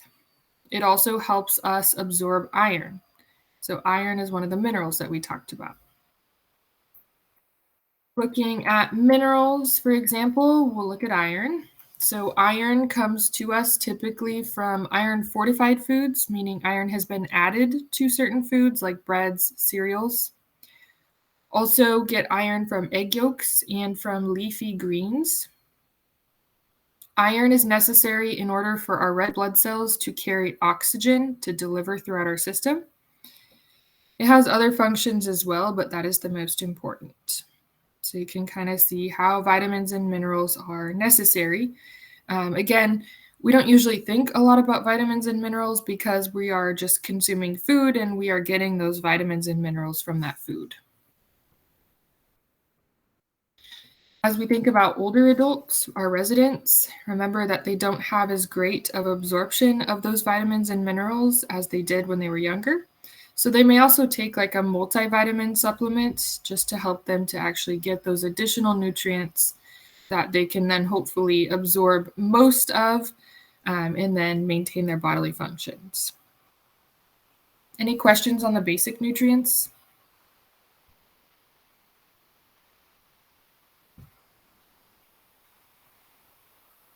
All right. So we'll quickly look at MyPlate. MyPlate is what replaced the food pyramid many years ago, if you remember the food pyramid. It is basically a suggestion for portion size and what those portions should be made up of. Typically, the dietary department is the one that would be responsible for making the portion size as well as the makeup of what is on the plate. So you can see just by looking at MyPlate, it shows you what portion of your plate should contain protein versus vegetables versus grains versus fruits and dairy. So MyPlate is put out by the USDA. It gives instructions on not only what portion of your plate should be made up by these things, but also what the best things to make up those portions are. So for veggies and fruit, about half of the plate should be made up of veggies and fruit. Veggies that have the highest nutrient density are dark green, red, and orange veggies. Veggies are great because they're low in fat. They don't have any cholesterol. They also provide us with various different vitamins and a good source of fiber. Fruits, same thing. They're low in fat, low in sodium. They are not calorically dense, so they are low calorie. Fruit also tends to be preferred because it has more of a sweet taste to it. They also do not have cholesterol. So fruit provides us with lots of different vitamins, minerals, also fiber, again, to help with that digestive process. Grain, like I said, complex carbohydrates versus simple carbohydrates. So when we talk about grains, we're talking about complex carbohydrates. So at least half of the grains consumed should be whole grain. The reason that we have a preference for whole grain is because the whole grain contains every part of the grain, which is the bran, the germ, and the endosperm. Refined grains, or like those highly processed white breads, for example, only retain the endosperm. So they don't have other vital parts of that nutrient that are going to provide us with vitamins and minerals. Again, grains can be found breads, pastas, rice, oatmeal, etc. As far as protein goes, the recommendation is to eat proteins other than animal meat for at least twice a week. So that could be, for example, seafood or some sort of plant-based protein. Eating protein sources that are lean, so lower in that trans and saturated fat. Eggs, egg whites are good ideas for that. Plant-based proteins, there are a lot of them out there. Looking at the protein breakdown in different foods that you're consuming. Like I said, some of the whole grains have protein as well. It's not a substantial amount, but they do have some. There are also some sources of proteins like nuts and seeds that can act also as those good fats. So those vegetable-based fats, plant-based fats, unsaturated fats, for example. Dairy recommendation is to choose low or non-fat. Things that do not necessarily come from an animal source that are considered dairy are fine as well. A lot of these things are fortified or have added to them calcium.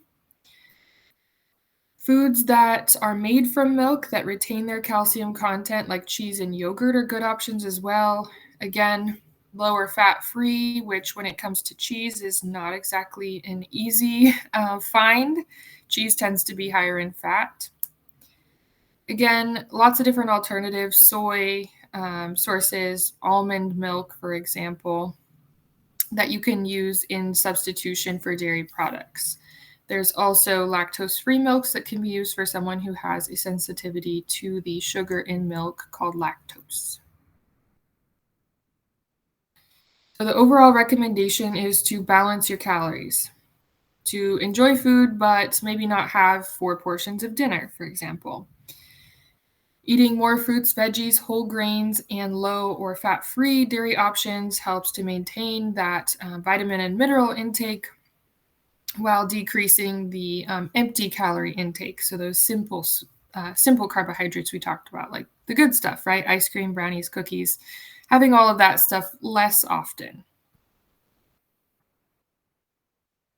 As far as residents go, usually in a facility, they don't have to try to figure out what they're going to eat, right? Usually the facility serves the food to them.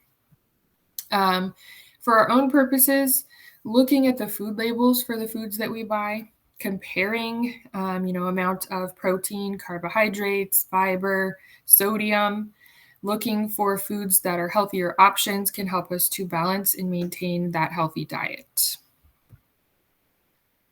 Also, I think one of the biggest problems that we tend to have is the temptation of sugary beverages, right?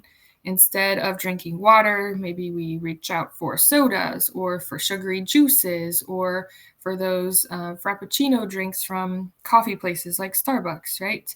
Those are all simple carbohydrates, and those all have what we call empty calories. So calories that add up quickly, but they do not provide us with any nutritional value.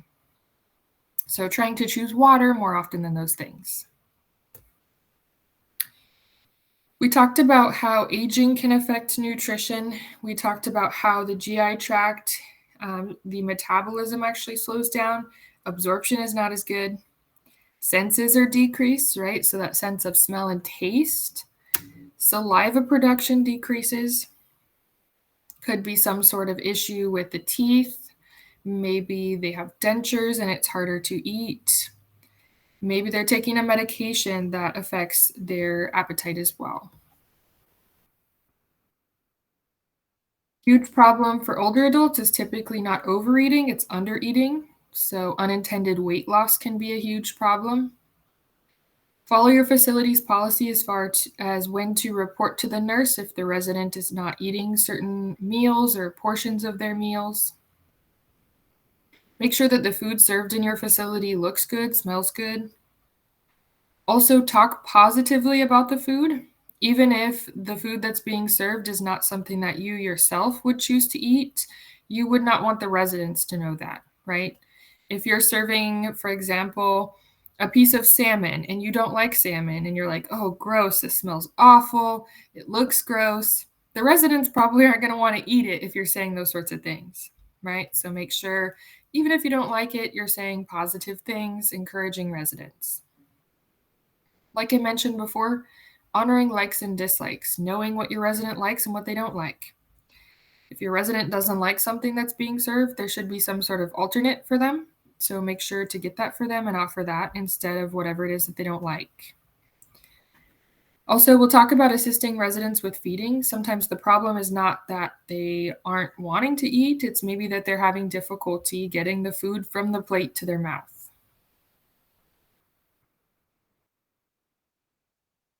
Help residents to set up their meal if they need help cutting their food, if they need help seasoning their food, putting a straw in their cup, for example. Make sure that they're sitting in an appropriate position and that they have everything that they need to be successful. Usually in the facility, if a resident is unable to feed themselves, you're going to report that to the nurse. Also, typically if they eat less than 75% of their meal, we would report that to the nurse. Like I said, though, follow your facility's policy for the specifics.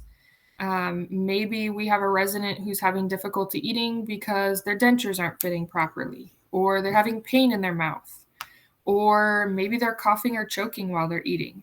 All of these things we would want to alert the nurse to, have the nurse further assess before we continue to feed them. There are a lot of different conditions residents might have that can make it difficult for them to participate in mealtime. If they've had a stroke, maybe they have some sort of nerve or muscle damage, multiple sclerosis, which we'll come back to tomorrow, Parkinson's disease, and Alzheimer's disease are just a handful of examples.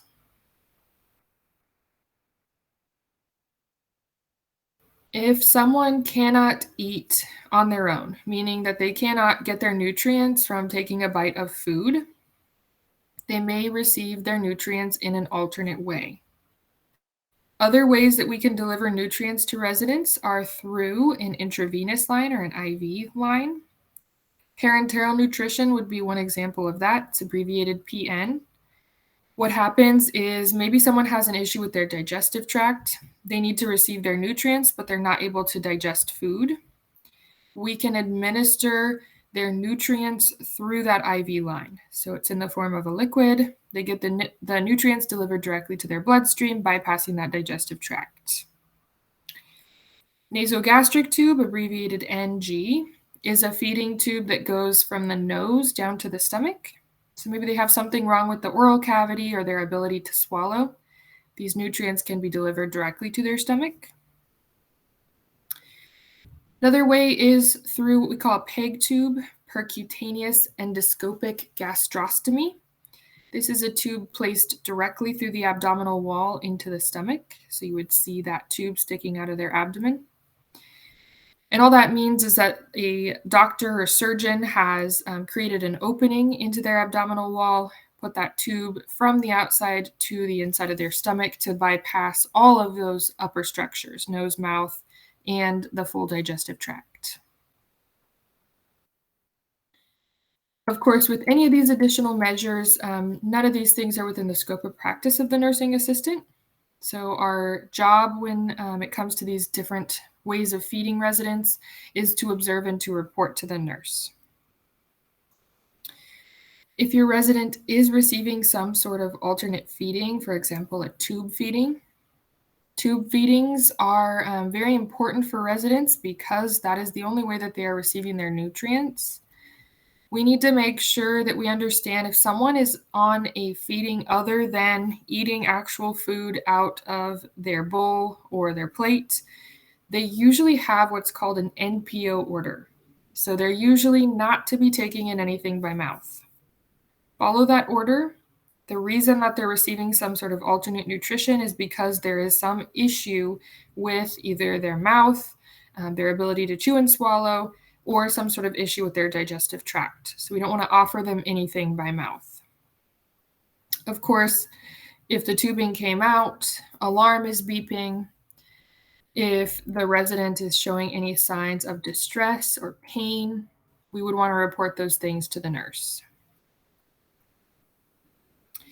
Measures that we would take when caring for a resident that has a tube feeding would include making sure that when we are providing care, the head of the bed is always elevated to at least 30 degrees. If the resident is actively receiving a feeding, head of the bed needs to be at 45. Once the feeding is finished, we wait 30 minutes with that head of the bed elevated at 45 degrees before we can lower it back down to 30. So providing care to these residents, we would never lay them completely flat. We always want to make sure that their head is a little bit higher than the rest of their body because we don't want that feeding to be regurgitated. We don't want it to come back up. With these residents, also very important to give careful skincare. A lot of times you'll see with tube feedings, what's actually delivered in the feeding is a liquid. That liquid is ordered by the doctor and the nurse carries out those orders and gives the feeding.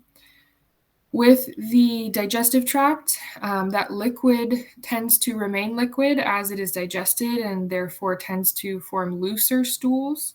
So important to maintain that skincare, clean and dry skin so that we don't have any skin breakdown as a result. Any questions so far on tube feedings or alternate methods of nutrition?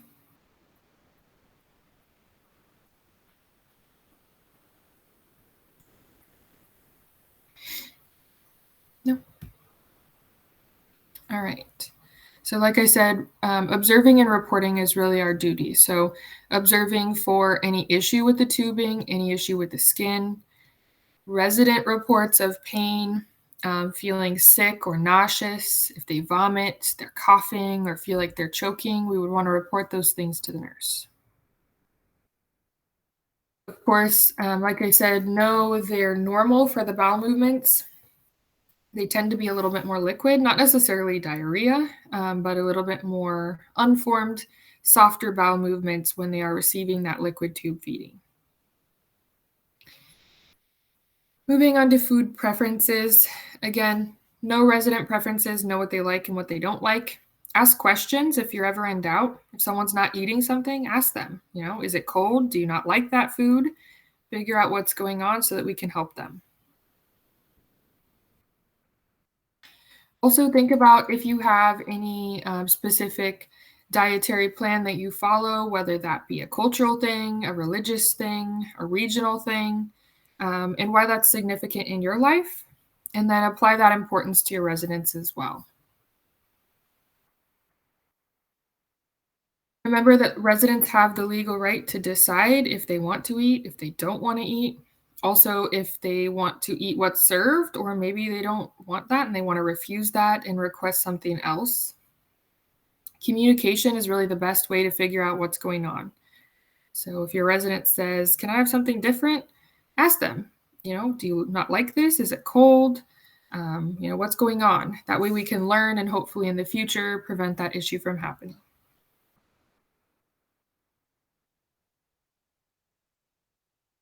Diet card, we touched on a little bit when we were talking about resident identification. The diet card has very important information on it. It includes the resident's name, any special diet that they have prescribed by the doctor, allergies that they may have to food, likes and dislikes, as well as other special dietary instructions. So that could be things like cut up meat before delivering the plate, or put the straw in all cups before delivering to the resident. So special things like that.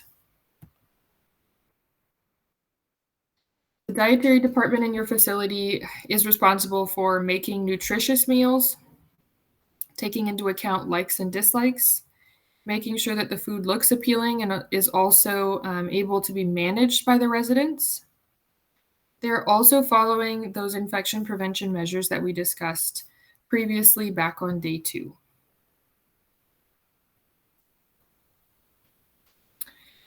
When we look at special diets, there's a lot of different special classifications.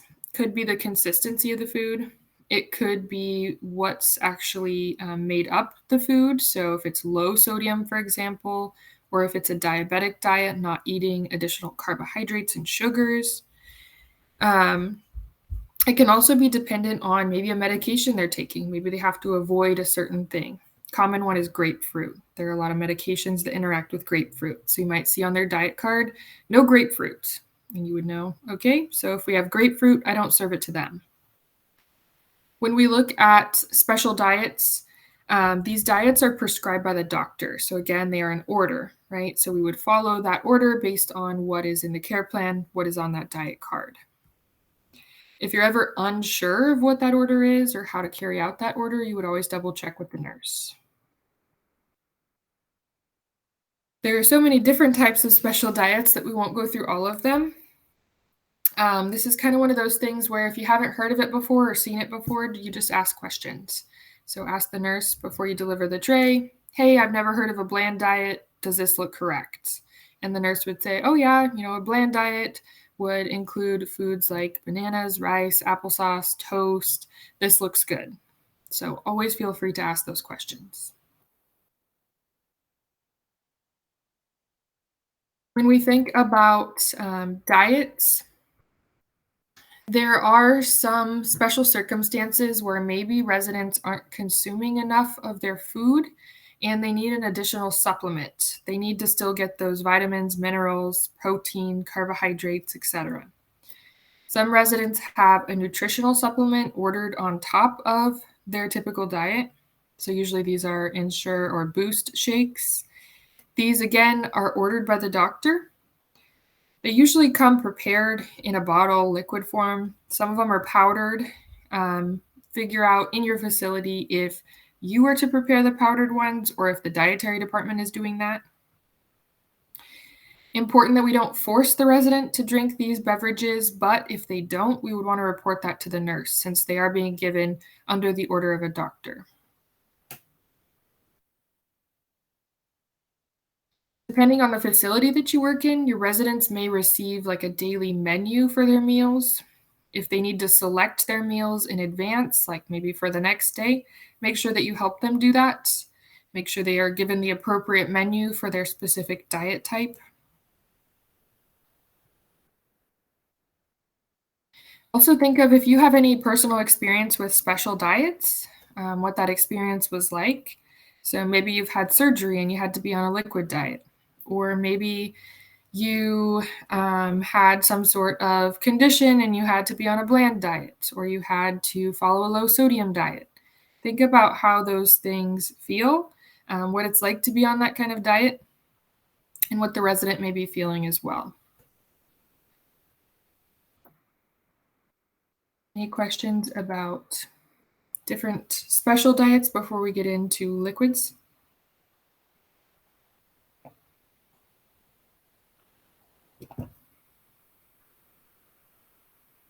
All right. Then we will talk about liquids. So Liquids, sometimes for residents, if they have difficulty swallowing regular liquid, they may be on a thickened liquid. Thickened liquid helps to improve their ability to actually control the swallow. So when they get the water in their mouth, instead of it accidentally going down their throat without them swallowing and causing them to choke, they are able to control that thicker liquid. If someone is choking during mealtime or coughing during mealtime and the nurse assesses them, that may be a time for then the nurse to reach out to the doctor. The doctor typically sends out a speech therapist to evaluate the swallow, and then the doctor writes an order based on that swallow evaluation. When someone is on thickened liquid orders, all of their liquids need to be thickened. That includes water, coffee, juice. Any liquid that they're going to be drinking has to be thickened to the level of thickness ordered by the doctor. Thickened liquids, some of them will arrive pre-thickened. Some of them you just add a thickening powder to the liquid. So follow your facility's policy as far as that goes. Typically, the dietary department is in charge of that. The three basic thickened consistencies that you would see ordered would be nectar thick, which is just a little bit thicker than our average liquid. Honey thick, which is about the consistency of honey. And pudding thick, which is about the consistency of pudding. So knowing in your facility what liquids prepared by the dietary department are nectar versus honey versus pudding. Knowing what those liquids actually look like. Also making sure that those are labeled in your facility. We won't get too much into this. The IDDSI framework is what this is. Basically what it's telling you is you can see there is a column, an upside down pyramid with foods, and a column or a pyramid with drinks. And what it's trying to show you is that if someone can eat regular food, they can chew and swallow, they can typically drink regular liquid. As their ability decreases, if they maybe need food that is cut up in bite size, they might start to need some thickened liquids also. If they're going down to a pureed diet, their food is kind of mixed up in a blender before it is served, they're probably also going to need thickened liquids. So there is a correlation between how they chew and swallow their food and also how they can swallow their liquids. I don't expect you to know these levels. I just want you to know the nectar, honey, and pudding thickness for those liquids. Also for food, don't expect you to know those. Most facilities, what you'll see for special textures of diets is going to be called mechanical soft, which is a little bit chewed up, or not necessarily chewed up by a person, but it looks a little bit chewed up, or very small slices or pieces of, for example, meats or carrots or what have you. And then pureed, which essentially is the food put into a blender with a little bit of liquid and then served. If you have never tried food that is mechanical soft or pureed, ask your facility if you can try what that's like, just to give yourself an idea of what the resident is having. When I started out in my CNA clinicals, we went to a geri psych facility. This was a part of the facility, one of the wings, and most of the residents there were on like mechanical soft or pureed diets with thickened liquids. And so the first night that we were there, they served us mechanical soft and pureed meals. And I've never had pureed mac and cheese before.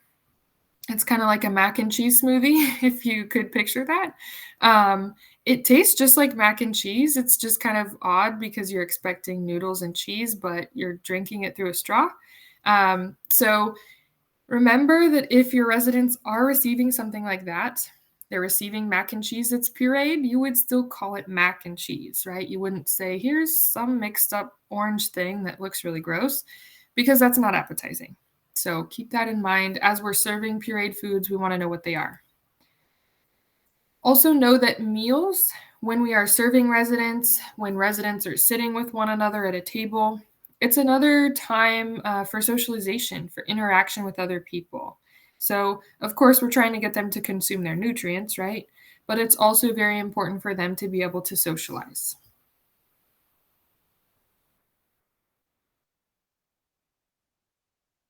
When you're promoting a resident's appetite, so trying to get them to eat, make sure that you've taken them to the bathroom beforehand, help them wash their hands, get their assistive devices, glasses, hearing aids, dentures.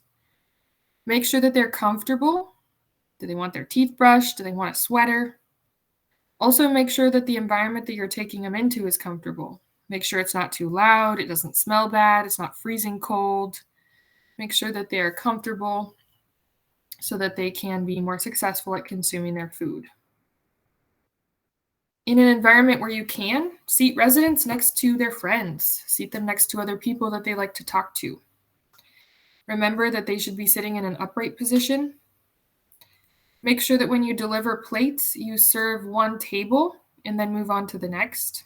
That allows for residents to all be eating at the same time and then being able to socialize after. Make sure residents have what they need to eat. Never forget the time when I worked in Jerry Psych and we had 2 dining rooms.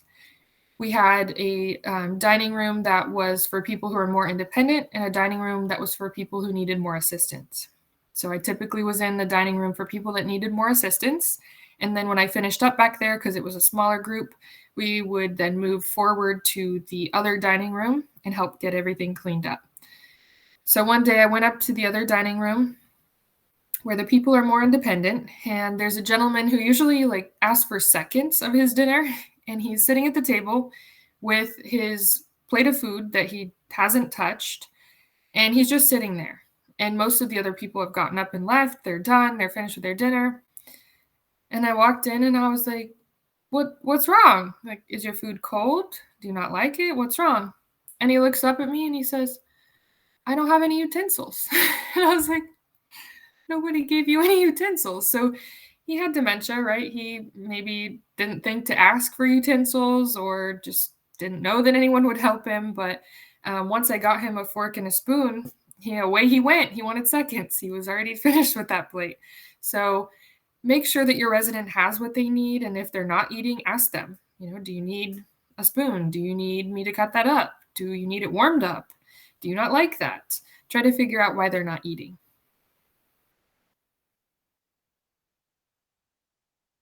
Know what sort of meal environment you have in your facility. If you're in long-term care or some sort of assisted living, it's usually like a dining room style where all the residents come down, they all are seated for their meal, and then they leave. If you're in a hospital setting, it's usually more meal trays delivered to the rooms. So know what sort of environment your facility has for eating. Also know how that works. Does everyone just sit down and automatically get a meal? Are they supposed to order a meal? What does that look like? Are they supposed to get up and serve themselves from a buffet style or what have you? Follow your facility's policy as far as serving goes. Usually serving, obviously you wash your hands and put on gloves. Typically you need to check the temperature of the food if you are plating it and serving it. Again, make sure you identify residents before you serve them their meal. So you should be confident that you know who they are and that their diet is appropriate before you set that food down to serve them.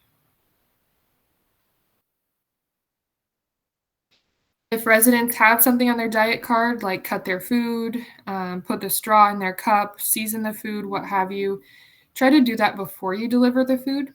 So cut the steak up before you bring it to the resident. That way you're not standing there at the table cutting it up and everyone else is like, what's going on with your food? Why are they cutting it for you? That way there's no embarrassment. Also, if your facility does have condiments at the table, please make sure you're watching residents who are on a low sodium diet. They like to take the salt shaker and dump that sucker right on top of their food, and that ultimately defeats the purpose of a low sodium diet. So be careful with that. We had a resident when I worked in Jerry Psych, and he was on a low sodium diet, and he wanted to always season his food, and he would get very angry if we took the salt shaker away from him.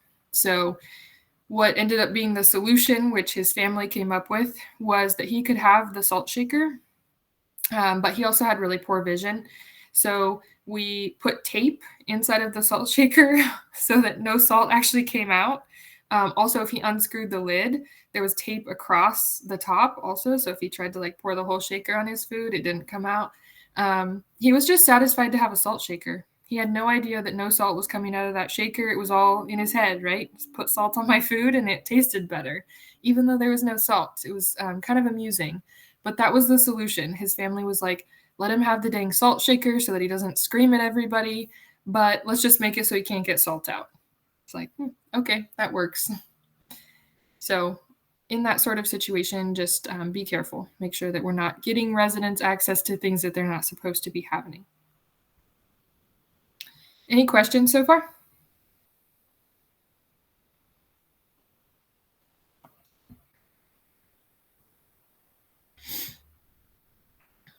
All right. So know that residents have different abilities, right? Not everyone can just sit down and get their food from their plate onto their spoon and into their mouth and chewed and swallowed like we can. Some residents need help setting up the food. Some residents need help cutting the food. Some need verbal cues like, hey, eat your dinner, or physical cues like pick up your spoon. Some of them may need assistance actually being fed, so actually getting the food into their mouth. Remember, we want to promote independence, encourage residents to do what they can, be positive, be reassuring, engage in conversation, be positive, and don't judge people. I used to have a little lady, my first job as a CNA, and she liked to mix everything on her plate. And one day I watched her mix the dessert, which was a brownie, with one of the sides that was served with her dinner, which was baked beans. So baked beans plus brownie stirred together, and she was eating it. And I was like, ooh, don't gag. Don't say anything, but also please try not to gag because that is gross. In my opinion, right? In her opinion, maybe it was tasty. I don't know. She seemed to enjoy it when she was eating it. So keep in mind, some residents do things like that, and we just want to be non-judgmental. If you're assisting residents with eating, follow facility policy for how that looks. Usually, wash your hands, put on your gloves, verify that you have the correct resident, and sit with that resident. Usually, you'll feed one resident at a time.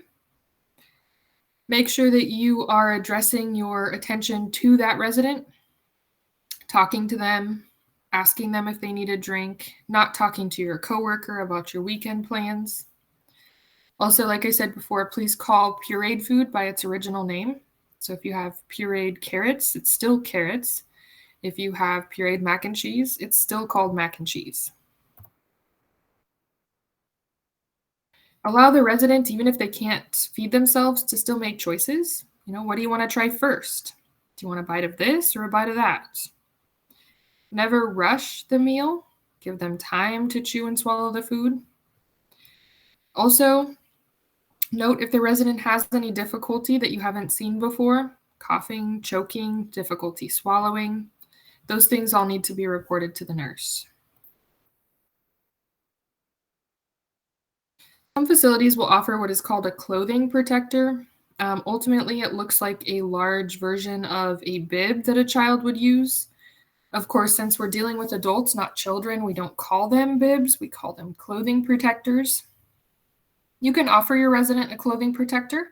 They don't have to wear it. We can't force them to wear it.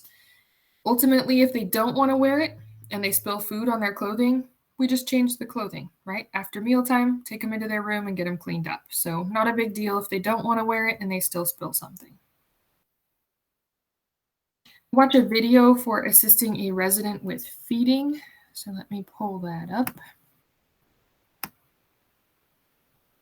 In the video, you'll notice they're only feeding a little bit, which typically you would feed a whole meal, but this is just to give you an idea of what that looks like.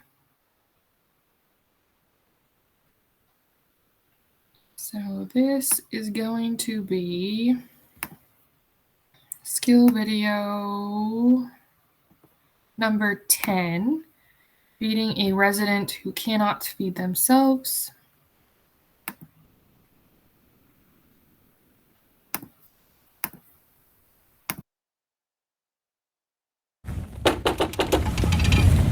Hi, Miss Miss Bragg, my name's Betsy. I'm your nursing assistant today, and it's lunchtime. So I'm going to go grab your lunch, and we'll get you set up. Okay. Lock and low. Provide privacy. Remove this, because we're going to sit you up on the side of the bed. Wash my hands. Pull this down, we'll get you. So on the count of 3, we're going to sit A critical step before feeding the client is in an upright position between 75 to 90 degrees. Would you like your shoes on? No, thanks. Okay.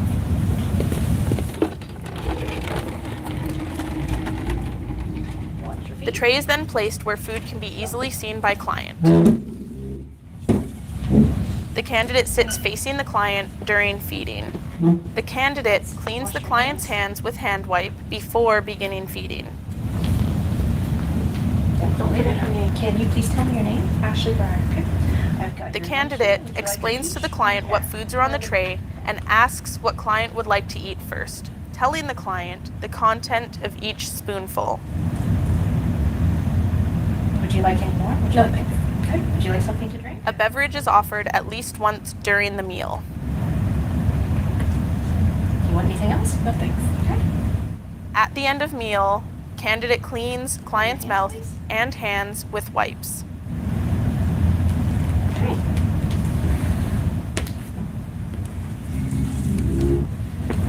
Arch your feet. If you want to go ahead and get back. If you'd like to get back into bed.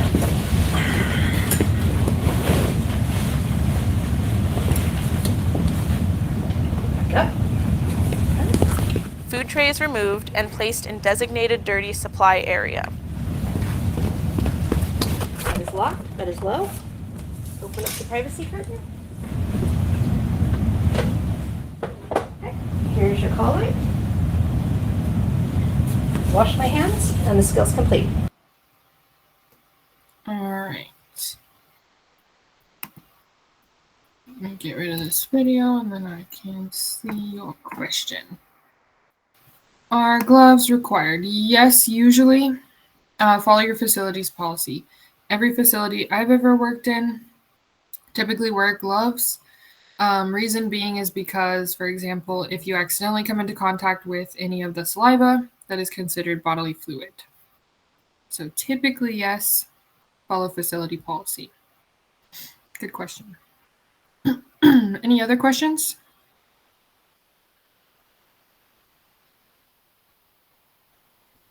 All right, back to chapter 15. So there are some certain conditions or disease processes that residents may have that may require some special assistance when they're eating. One example I can give you is Parkinson's disease. We'll talk more about this tomorrow, but Parkinson's disease causes what's called a tremor. So a lot of times the hands will start to shake uncontrollably, so it's not something the resident can stop. This can make it really hard to pick up your fork and eat your food, right, if your hand is shaking. So for that reason, there are various different adaptive or assistive devices that can be used. There are special types of spoons and forks, special types of plates and cups. You can see some pictures of those in your book when you do your reading.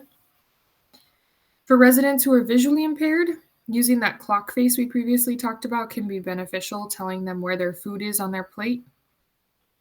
Also, for residents who have had a stroke or a CVA, placing the food in the stronger side of the mouth, making sure the food is chewed and swallowed before offering more food can be beneficial for them as well.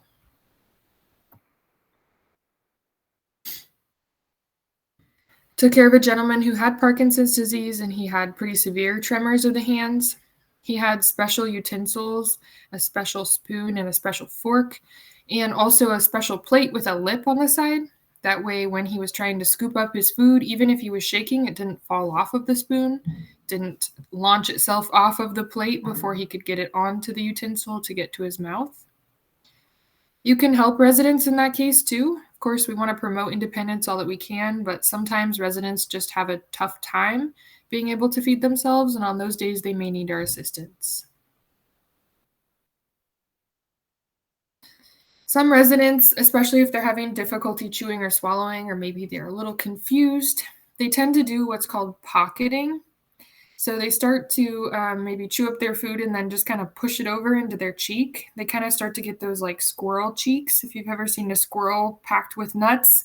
If that's the case, we want to make sure we're providing reminders or cues to chew and swallow the food. You can try touching their cheek to promote that swallowing. You can also, as you remove the spoon or fork from the mouth, you can gently press on the tongue. Pressing on the tongue actually initiates that swallow, so it helps them to initiate that process.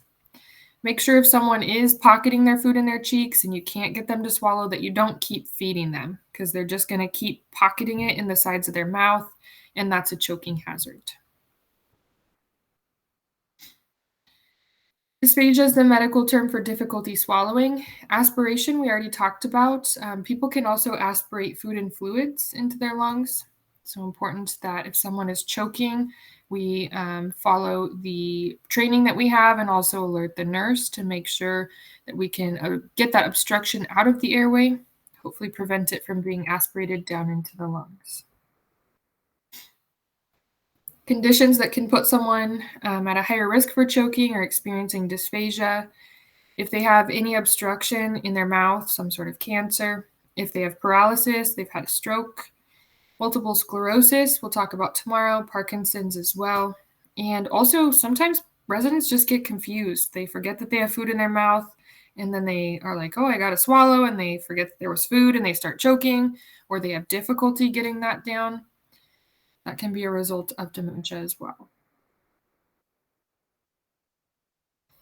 Things that you would want to report to the nurse, even if the resident is not choking necessarily: if they're coughing during mealtime, if they are pocketing their food and unable to swallow, if you hear gurgling noises while they're eating, or if they chew up their food and spit it out. Those are all things we would report to the nurse. Those are typically indications that they're either unable to swallow, maybe they're having pain or difficulty with that, and we would want the nurse to further investigate those things. Typically, when residents are having difficulty swallowing, they'll tell you. If they're having difficulty chewing up the food, take that food and get them something else that maybe is more manageable. Always consult with the nurse first with that, because the nurse should be aware of the fact that they're having difficulty chewing and swallowing their meal. Usually if that's happening, it's not going to be the first or the last time. They've usually either had difficulty before, or maybe something has changed and now they're needing some sort of modified texture for their diet.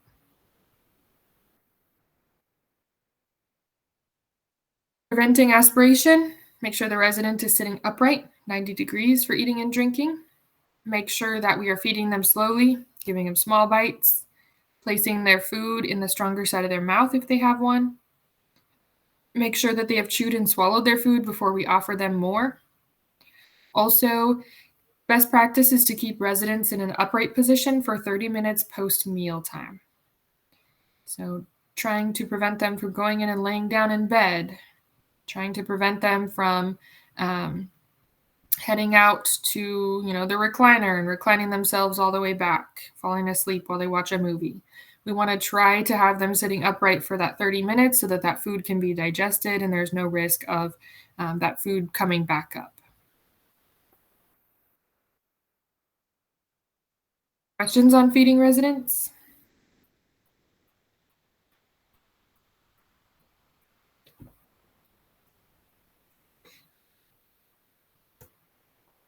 I remember when I worked in Jerry Psych, they used to try out new meal ideas on the staff, better than the residents, right? So they would make, if they were going to be adding something to the menu or like seasonal items, they would make it and then they would have the staff try it. And that was always my least favorite day. Go in and they'd be like, oh, we're trying out this. And I'm like, ugh, I do not want to eat that. I'm not a food person, so that was never my favorite day. Also, I'm very picky when it comes to food. So a lot of the stuff that they created, I was like, not for me. So if that's the case in your facility, you may get to try all sorts of different things and maybe give some feedback on maybe what should make its way to the menu for the residents and what should not. Moving on to I&Os, intake and output. Intake, it's also called input sometimes, is the fluid that someone consumes. So any fluid going in. Output is any fluid that is coming out of the body. That could be through the urine, through the stool, through vomit, through sweat, also through wound drainage, or even the moisture that we breathe out in the air. Fluid balance is maintaining equal amounts of intake and output. So making sure that there's not more intake than there is output or more output than there is intake. Very important to know basic conversions. When it comes to healthcare facilities, our unit of measurement is milliliters. That is what we document in. So a milliliter is also the same thing as a cubic centimeter. If you see that, cc is an outdated measurement that used to be used in healthcare, but it got too confusing, and it's the same thing as a milliliter. So we just kind of switched over to using only milliliters. So we do our documentation in milliliters. Usually facilities serve liquids in ounces. So we need to be able to convert between the two. So 1 ounce is equal to 30 milliliters. So for example, if your resident drinks an 8-ounce glass of milk, if you multiply that 8 ounces by 30 milliliters, it gives you 240 milliliters of milk, which is what you would document. So know that conversion. You'll get some practice in your workbook. Also, when you're doing conversions and doing your documentation, maybe you're trying to add up all of the input or all the fluid your resident has had, you need to be able to do basic addition, basic subtraction, multiplication, and division. If you need to brush up on these skills, please come back to these slides and go through them and get some practice. Most facilities, you will also need to be able to go between decimals, fractions, and percentages. Usually for facility documentation, if we're documenting, for example, how much of the meal a resident ate, we usually don't use the decimal, right? We usually would use the percentage. So we would say they ate 50%. So know how to convert between these different things. So decimals, fractions, and percentages. Again, if you need practice, there's lots of practice on these slides. So please come back and go through them after class. What we are going to look at is recording intake and output. So recording intake, usually the easier one, right? Because we just take note of what the resident drinks. We write down, okay, they had 8 ounces of milk and 6 ounces of water and 4 ounces of coffee for breakfast. So we write all that down. And then we're going to convert it to milliliters and document it. Same thing goes for lunch, for dinner, if they had any liquids in between. For output, I'll show you a video on measuring output. One thing that I want you to keep in mind is some output is really hard to measure, right? For example, wound drainage or sweat, very hard to measure, so we don't necessarily count those things. Usually what we're looking at with output is urine. With other types of output, vomit, for example, can be measured. If your resident is on strict I&Os, you may be measuring vomit at some point. So follow your facility's policy for what all you need to measure. One thing I want you to pay special attention to as we watch recording urinary output is when we are actually looking at the amount of urine in the container, we are at eye level. Really important to maintain that, because if you look at a container from above or you look at it from below, you're not going to get an accurate reading. So pay attention to, in this video, how when the nursing assistant is looking at the liquids, they're at eye level. I'm going to wash my hands. Before handling bedpan, candidate puts on clean gloves.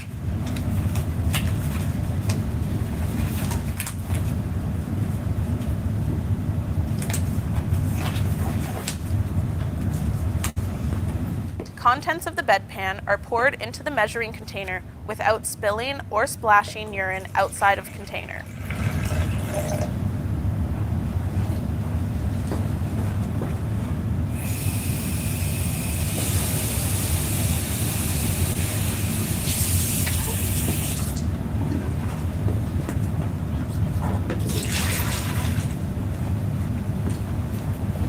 The candidate measures the amount of urine at eye level with the container on a flat surface. After measuring urine, the contents are emptied into the toilet. The candidate rinses measuring container and pours rinse into toilet.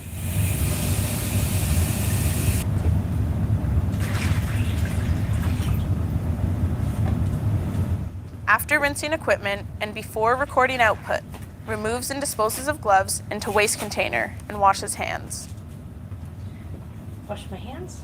A critical step, candidate records contents of container within 25 milliliters of evaluator's reading.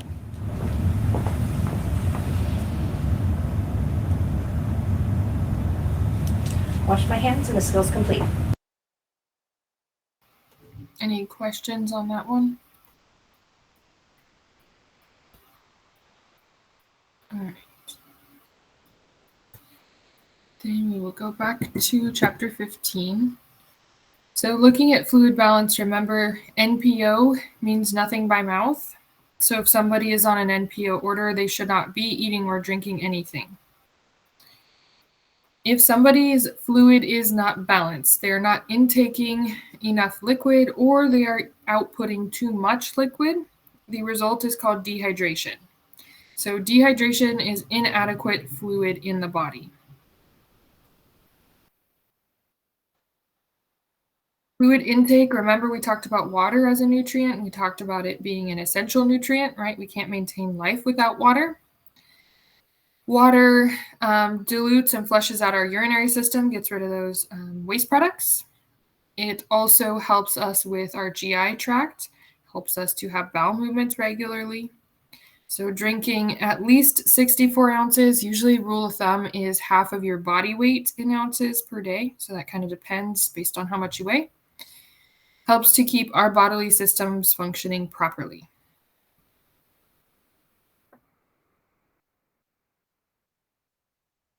Residents, remember, saliva production decreases, that sense of thirst can decrease.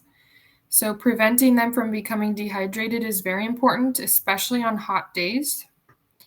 Encouraging them to drink fluids, offering them fresh water, offering them other forms of fluids like maybe popsicles or Jell-O.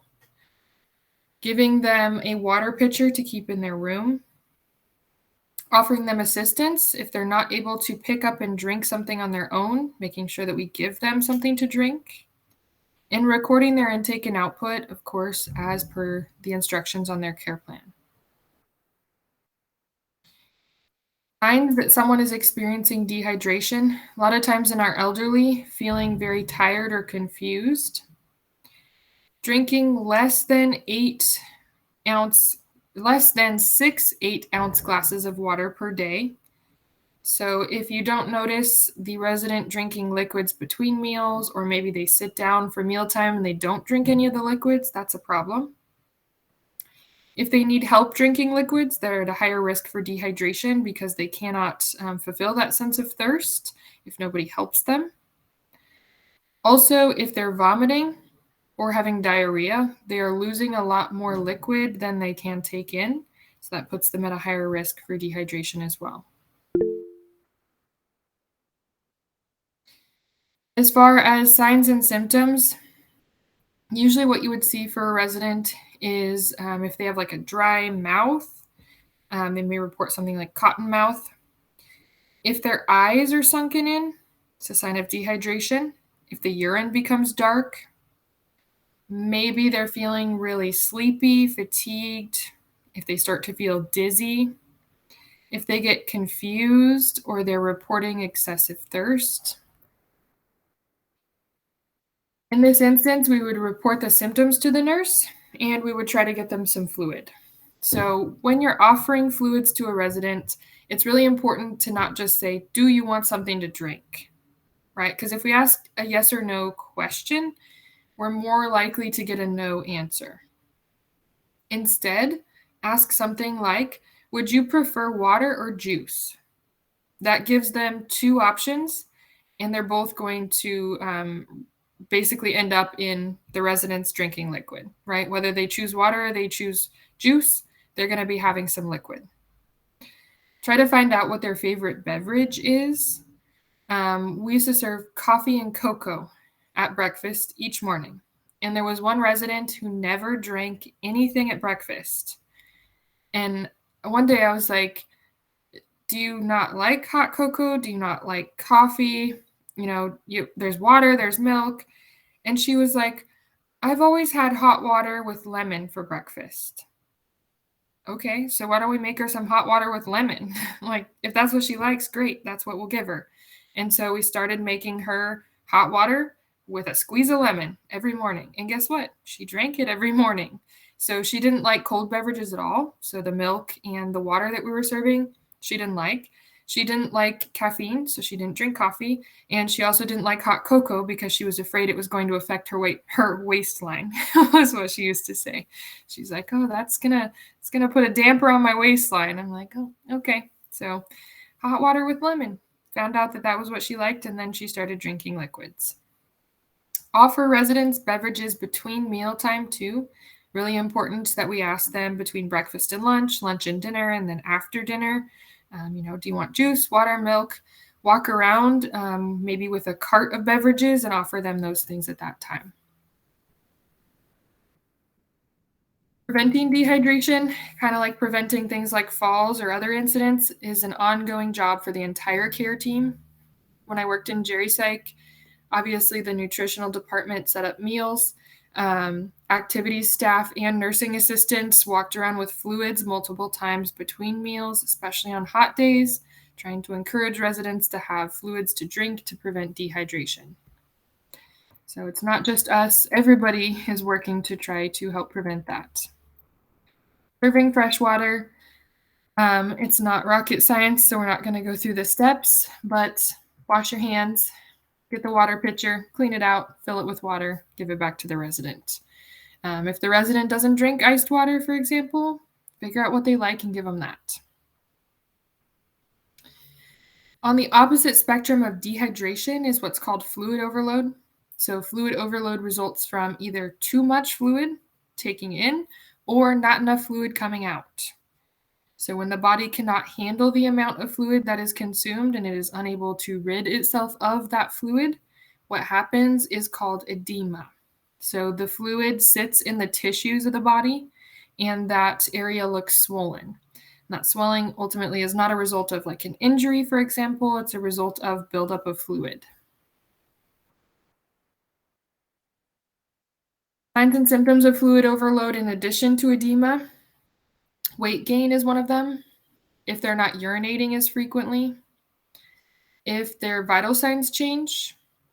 If they're experiencing shortness of breath.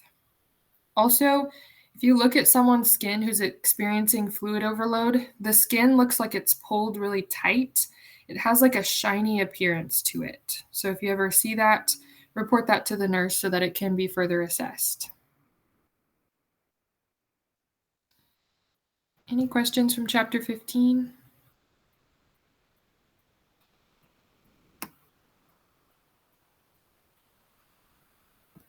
Nope. All right. Then we will move on to chapter 16 and chapter 17. So chapter 16 and 17, 16 is on urinary elimination, 17 is on bowel elimination.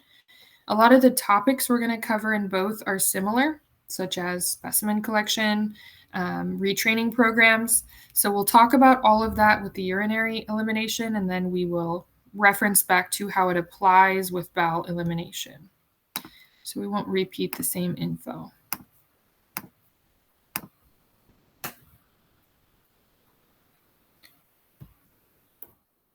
So the reason we're looking at urinary elimination and bowel elimination is because, as we talked about previously, nursing assistants are the eyes and ears of the healthcare team. we are the ones assisting residents with elimination, right? We're the ones helping them get up and go to the bathroom, changing maybe their brief, maybe emptying their catheter. So it's very important that we understand what we're looking at, what's normal versus what needs to be reported to the nurse. Another term for urination is voiding. Micturition is another term that can be used, not very commonly utilized. Usually we say voiding. When we look at typical characteristics of urine, average adult typically produces between 12 and 1,500 milliliters of urine per day. Elderly population may produce a little bit less. Typically, urine does have a faint smell. It is clear, and it is like a light pale yellow color. There are a lot of different things that can change the normal characteristics of our urine. For example, there are medications, there are certain dyes in foods, different vitamins and minerals that could affect the color and the odor of our urine. Anything unusual, though, you would want to report to the nurse. So I'll give you one example. There's a medication that's given for bladder spasming when someone has a urinary tract infection. It's called pyridium. If a resident is taking pyridium, their urine tends to be bright orange. Is bright orange urine normal? No, right? So we would report that to the nurse. The nurse might say, oh, thank you, I'm aware because they're taking XYZ medication. Always better to be safe than sorry and to report it. That's how you learn, right? If the nurse says, oh, they're taking this and that makes their urine that color, guess what? You just got to learn something. Any abnormal characteristic needs to be reported. If the urine is dark in color, if it has a strong odor, if it's cloudy, remember urine should be clear. If the resident reports pain while they're urinating, if they become incontinent of their urine, or if there's anything other than urine that comes out, like blood or some other sort of discharge in the urine, we would want the nurse to further investigate that. In your book, you will see a picture, and I'll figure out what page it's on so you can reference it. Various different devices that are used. Those pictures start on page 289. So looking at different types of devices that can be utilized if a resident is unable to get to the toilet for elimination. Bedside commodes or portable commodes are pretty common. It's a toilet chair that can be moved to the side of their bed. We can assist them to transfer onto it, and then they can eliminate there. Bedpans can also be used for someone who maybe can't get out of bed. There are regular bedpans that can be used. There are what we call fracture pans that can be used if someone is maybe unable to help assist themselves onto that pan. So lots of different equipment. Know what you have for what facility you work at, know where it's kept. These are sorts of things that we would use gloves with and that should be cleaned before and after each use. So these are the things that we typically store in the bathroom, not on the bedside table or over a bed table in the room. So we talked about previously things that affect each of our systems, right? And we talked a little bit about the urinary system and how the bladder itself is a muscle. So as you get older, that muscle gets worn out, can't hold as much urine, which leads to urination more frequently. The bladder also does not fully empty. That can cause infection due to the urine sitting in the bladder for extended periods of time. There are other factors that can have an impact on our ability to eliminate as well. Privacy is a huge one. So making sure we're providing adequate privacy for elimination. Fluid intake is another one. If they're not taking in a lot of fluid, they're probably not going to be urinating very much. Medications. Some medications have side effects that increase the frequency of urination. Some medications may dehydrate the resident and decrease that frequency of urination. There are also a lot of different medical conditions that residents can have that can impact their ability to eliminate. Really important to know how to utilize the equipment that you have in your facility. So like I said, get familiar with what equipment you have and also how to use that. Always provide as much privacy as possible. We talked about closing the door, pulling the curtain, closing the blinds to the outside, making sure that if a resident's using a bedpan or a bedside commode, that we step outside, give them their call light so that they can call us when they're ready. If you're just standing there staring at them, waiting for them to eliminate, that makes them probably feel a little uncomfortable, maybe not able to eliminate waste products. So be mindful of that. Try to provide as much privacy as possible. Also, like I said, elimination equipment should be kept in the bathroom between uses, so you shouldn't see a bedside table with a bedpan on it or a urinal. Try to keep those things in the bathroom. If you are assisting with the use of a bedpan, best practice is to get the bedpan prepared, lock the bed wheels. Of course, you're going to be wearing gloves because you could be exposed to bodily fluid. Keep the resident covered, and if they can, have them assist you with lifting up their hips. If they can't, of course, we have equipment like a fracture pan for that. We can easily slide that under their hips. Make sure that if you need assistance with this procedure, you get another nursing assistant to assist you. Keep in mind when someone is eliminating, whether it be on the toilet, on a bedside commode, on a bedpan, the best positioning for that is going to be a seated position. If they can lean slightly forward, that can help to compress the GI tract and help that elimination to occur. Also compresses the bladder at the same time. Urinals. There are different urinals for male versus female anatomy. For male residents, make sure that they know how to use the urinal. You can put the urinal in place and then again give them the call light and have them press that when they are ready to have that urinal taken away. One important thing with urinals is to know they're made out of hard plastic, so be very gentle with the genitals, placing them on the urinal or in the urinal. Make sure that the urinal is not kept on the bedside table. It is kept in the bathroom between uses. Also know at your facility for intake and output, there are measurements on the urinals, so you can actually look at how much urine is there before you discard that urine. Take note of that for your documentation. As far as a commode, there's a picture somewhere. Maybe not. I want to show you one. So a bedside commode for resident use typically looks something like this.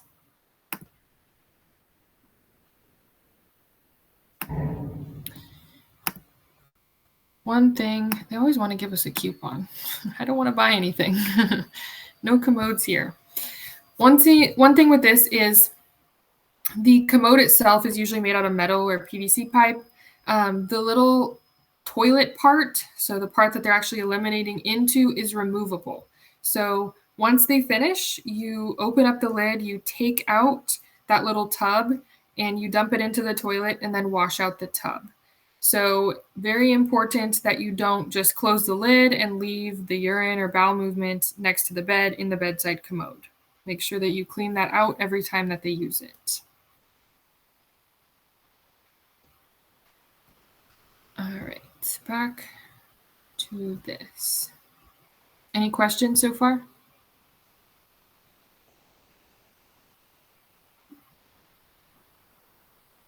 Urinary incontinence, we already went over, right? This is the inability to control when urine comes out of your bladder. So if someone suddenly becomes incontinent of urine, this is something that we report to the nurse immediately. This is not normal. This is a result of a disease process. If somebody is incontinent of urine, that is documented in their care plan, and we are well aware of it. You don't need to report it to the nurse every time it happens. So really only reporting new onset urinary incontinence. Urinary tract infection is abbreviated UTI. UTI is caused by bacteria that gets up the urethra into the bladder, results in pain during urination, frequent need to urinate, also can make the urine cloudy, discolored, and also give it kind of a foul odor. Other conditions that we'll look at, kidney stones, renovascular hypertension, kidney failure, as well as what happens with kidney failure. First, you'll get some practice on different types of incontinence in your workbook tonight, so we won't go over these too in detail, but know that there are different types of incontinence. So the type of incontinence is based on what is actually causing it. So for example, if someone has what's called functional incontinence, they may know that they need to go to the bathroom, but they may have some sort of mobility issue that prevents them from getting to the bathroom in time. So maybe they're trying to get up and get their walker, get their shoes on before they get to the bathroom, and they go to the bathroom beforehand. So that would be a functional issue as opposed to an actual issue in the communication or the innervation of the bladder. So you'll get to practice those in your workbook. Guidelines for urinary incontinence. Remember, somebody does not choose to be incontinent of urine. It's not normal as we get older. It is a result of a disease process. Urinary incontinence is also a huge, puts someone at a huge risk for pressure sores because that moisture sitting on the skin allows for that skin to break down quickly. So if someone is incontinent, we want to make sure that we are toileting them frequently, answering call lights promptly, documenting any time that they do have an incontinent episode, making sure that the skin is cleaned and dried completely. Keep in mind, if someone urinates in a brief, we don't just take off the brief and throw it away and put a new one on.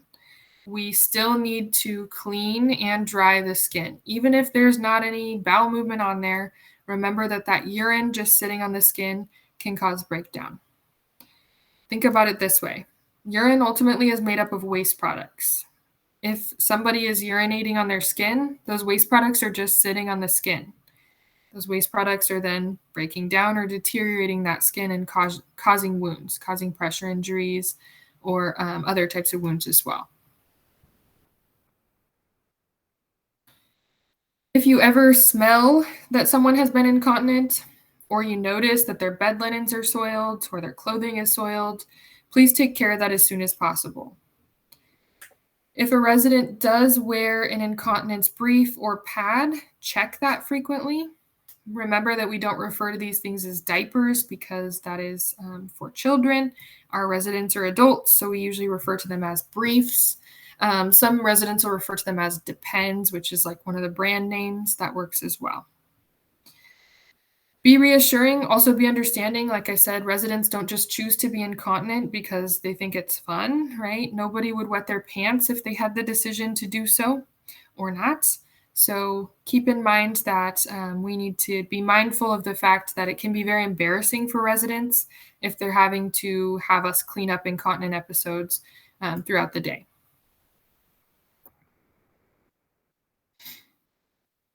Urinary tract infections, remember, women more likely than men to contract urinary tract infections because of the length of the urethra. When we are providing pericare to females, we need to wipe from front to back so that we don't introduce any of the bacteria in the rectal area up into that urethra and cause an infection.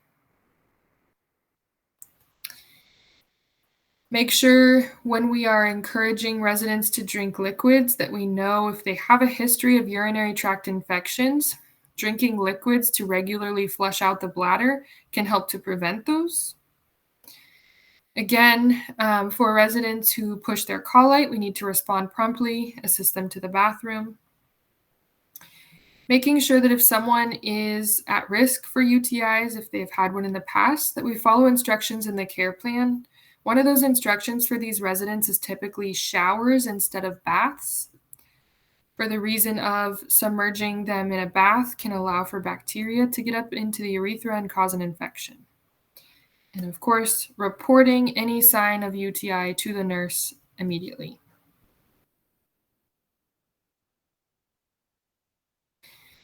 This seems like common sense, but when you are changing an incontinence brief or pad, make sure you have everything that you need, the pad, the brief, whatever you're going to use to clean and dry the skin, your gloves, before you get started on the procedure. So you don't want to remove a wet brief and then realize that you don't have anything like a new brief or wipes or washcloths and leave the resident there, right? So make sure, kind of like preparing for a shower, that you have everything you need in the room to be able to do the entire procedure. So like I said, restock things, right? If you take the last brief, go get new ones, bring them into the room, have them ready for the next person that needs to use them for that resident. Any questions so far?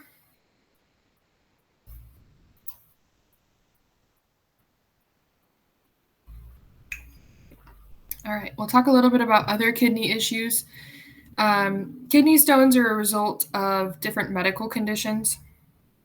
So they're not something that happens to everyone. They're infrequent, but if someone does experience one, they can be extremely painful. Usually when someone has a kidney stone, they have some issues with what we call flank pain. So flank, what we refer to, is the area over the kidneys on the back. Abdominal pain, they can also have some of those urinary symptoms we talked about, like pain or burning with urination, frequent urination, and even blood in the urine. They may also experience nausea, vomiting, chills, and a fever. Usually with a kidney stone, the stone is present in one kidney, so the right or the left. So usually the pain is localized to that specific side. It's not usually all over. So a lot of times when we're trying to figure out, is this resident having back pain or kidney pain? Usually if it's unilateral or only present on one side, it's related to a kidney. So collecting that information and passing that on to the nurse can help with that assessment. If someone does have a kidney stone, so let's say they were having symptoms, we reported it to the nurse got them set up for an appointment with the doctor, and they say, yep, you have kidney stones. Usually what happens then is the doctor wants to try to catch the stone. So they usually send them home on medication to help get the stone out, and they want us to try to catch it. So what that looks like is straining the urine. They usually are sent home with a special little urine strainer, very similar to a strainer you would use for example, rinsing veggies in the kitchen sink. So ultimately they urinate into the strainer. If the stone comes out, we catch it in the strainer, we send it into the lab for testing. So you're probably thinking, why would we want to test a kidney stone? Because if we can determine what made the kidney stone, what sort of mineral it was that made the kidney stone, we can typically help to prevent it from happening again in the future. So very important that if you are in charge of straining the urine, that you follow those instructions in the care plan.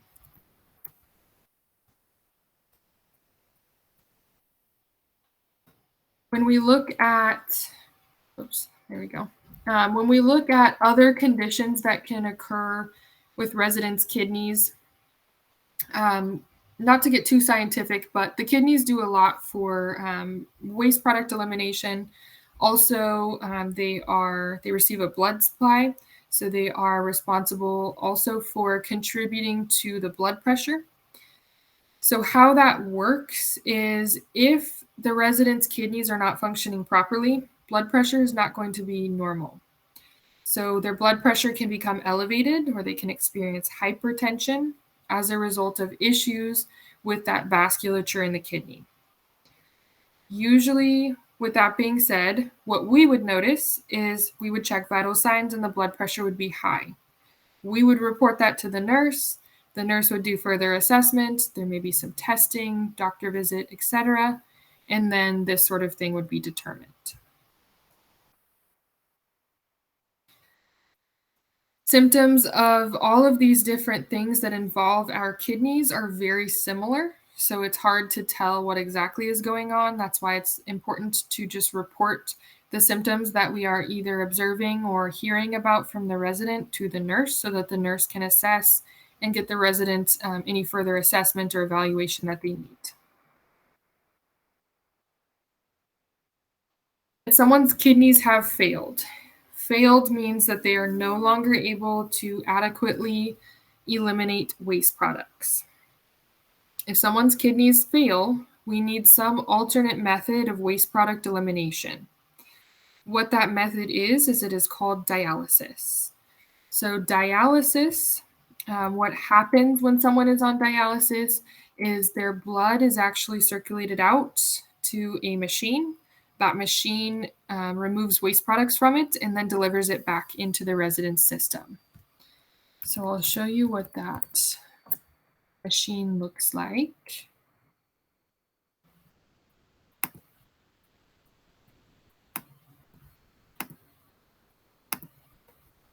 Here we go.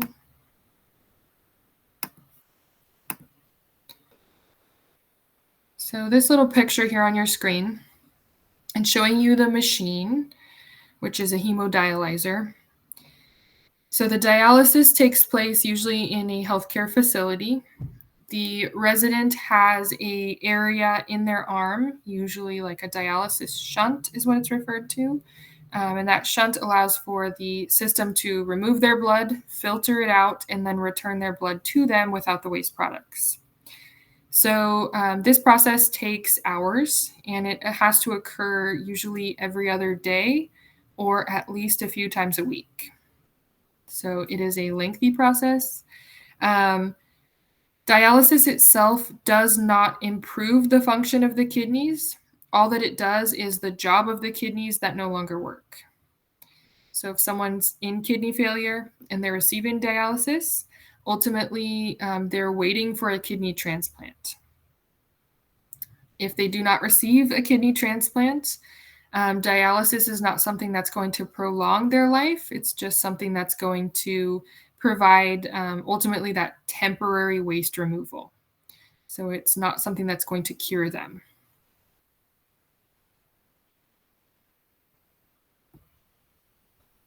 If your resident receives dialysis, they will typically leave your facility, go to a facility multiple times per week to receive that dialysis, and then return.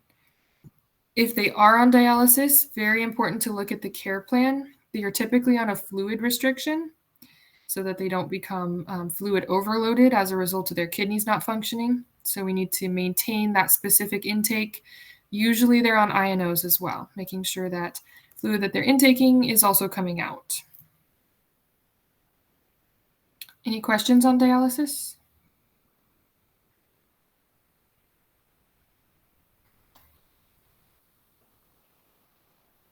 No?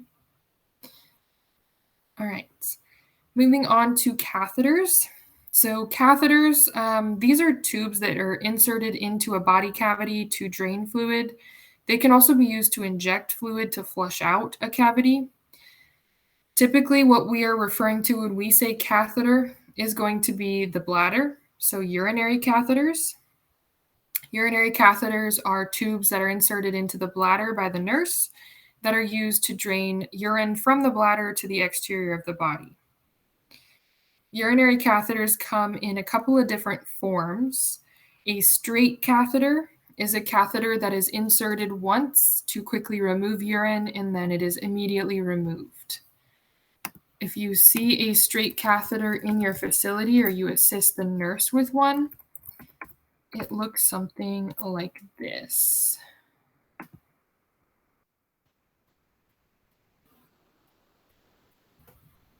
Maybe, if it decides to load.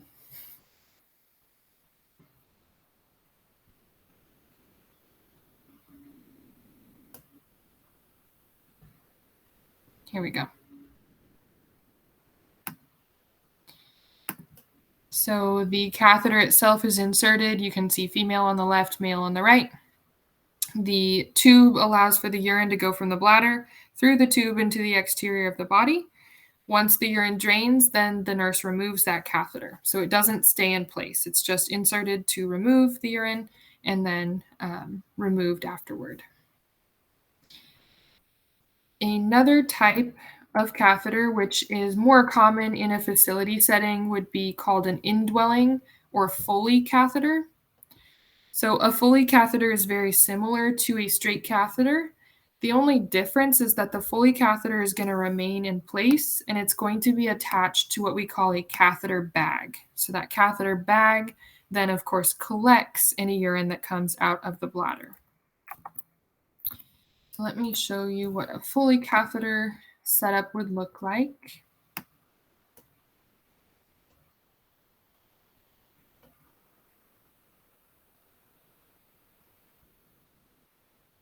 So the Foley catheter setup, if you could imagine the catheter that we just looked at in the female and the male system, then attaching to something like this bag. This is showing you the catheter outside of the body attached to a bag, and then the urine draining from the bladder through the tube and down into this bag. So typically for an indwelling catheter, these are long-term. They usually stay in place for 2 weeks to a month, and then the nurse changes them out for a new catheter. So that's the difference. Straight catheter, short-term use just to empty the bladder once. Foley catheter, long-term use, stays in place, empties the urine into a bag. Another type of catheter that is not very common any longer, and I'll explain why when we look at the picture, it's called a condom or Texas catheter. This is only used for the male anatomy. It's actually a catheter that fits onto the outside and allows for urine to kind of drip into the system and then be collected in a bag.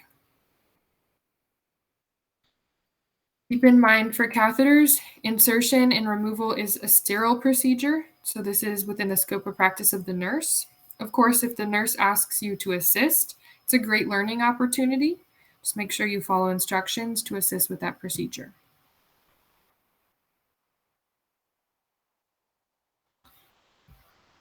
Any questions so far about the different types of catheters?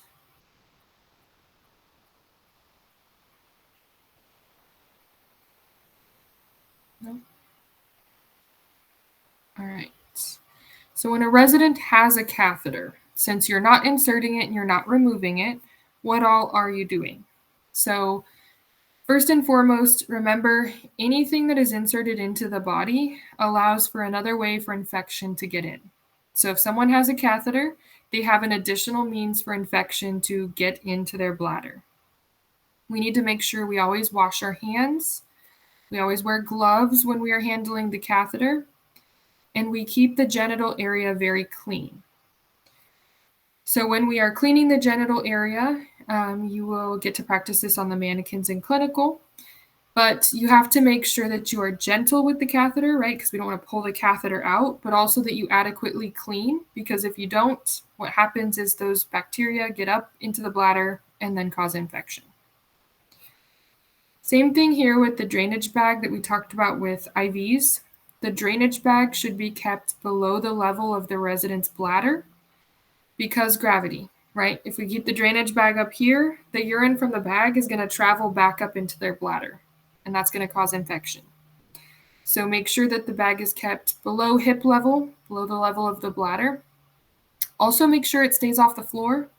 You don't want to step on it or have it get run over with a wheelchair. Same thing with IV tubes. We want to make sure that the tubing is kept straight. Make sure if we're repositioning the resident, we're not laying them on the tubing. Anything that causes the tubing to become obstructed is not going to allow for the urine to get from the bladder to the outside of the body. Same thing goes for reporting abnormal characteristics of urine. Also, with a Foley catheter or indwelling catheter in place, we would want to report if the catheter comes out, if the catheter bag is not filling with urine, or if it fills very suddenly. So if all of a sudden urine just comes pouring out into the bag, that could be some sign that maybe the catheter is not in the correct place. So very important to report that to the nurse. No matter what part of the catheter you are providing care to, whether it be the part by the genitals or the actual catheter bag draining urine, please make sure that you're wearing gloves. Touching that urinary catheter bag, there could be urine on it. Also, what you're doing when you're touching the bag is emptying urine. So if some splashes on you, yuck. Please make sure you're wearing gloves. Like I said, you'll get to go through providing catheter care in clinical. Just want you to be aware that you do need to be very careful. You need to hold on to the catheter throughout the procedure so that you don't accidentally rip it out. And though it does sound like it might be easy to rip out a catheter, it is not. Catheters, let me show you what they have to actually secure them. They have a balloon. So when the catheter is inserted by the nurse actually blows up a balloon on the end of the catheter with sterile water. So what that looks like is this. So once the catheter goes up into the bladder and the nurse has confirmed that it's in the bladder, they blow up this balloon so that the catheter stays in the bladder. So it doesn't easily just slip out. It can come out, usually with force. So if we accidentally pulled on it while we were providing peri care. I've had residents pull out their catheters as well. So if that happens, make sure that it gets reported to the nurse. If that happens in a female, it's usually not as severe or intense as if it happens in a male. If a male resident pulls out a Foley catheter with an intact balloon, there can be some trauma. So there might be some bleeding accompanied with that. So just make sure to report that to the nurse.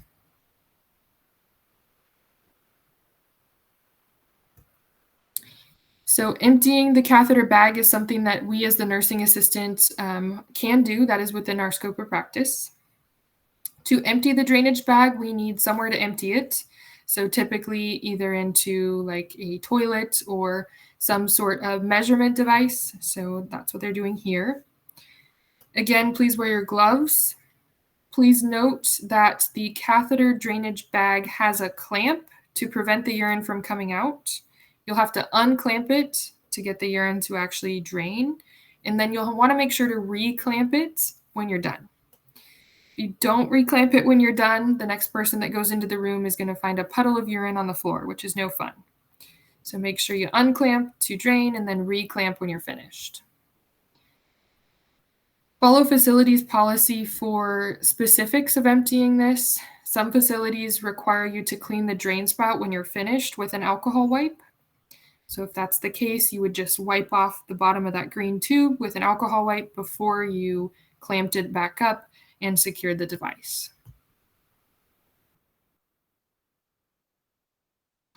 So the condom catheter or Texas catheter we were talking about, like I said, not very common anymore because a lot of times what happens with these catheters is since they're sitting on the outside and the skin there is ultimately in contact with the catheter and the urine dripping out, skin breakdown tends to occur. So a lot of times there's skin breakdown on that portion of the penis at the end. So you can see that 1-inch gap between the catheter and the skin, urine sits there. And what does urine do? Breaks down our skin. So these are not very commonly used. There is another type of catheter that I want to show you that is not actually taught to you in the CNA course, but I want to show it to you because it is something that you might see. It's called a suprapubic catheter. And a suprapubic catheter ultimately goes from the outside of the body through the abdomen into the bladder. So it bypasses the urinary tract completely. When someone has a suprapubic catheter, here is a picture, maybe. There we go. So when someone has a suprapubic catheter, maybe they have something wrong with their urinary tract, some reason as to why we can't put a catheter through the urinary tract. And instead, that catheter has to be inserted directly into the abdomen and through to the bladder.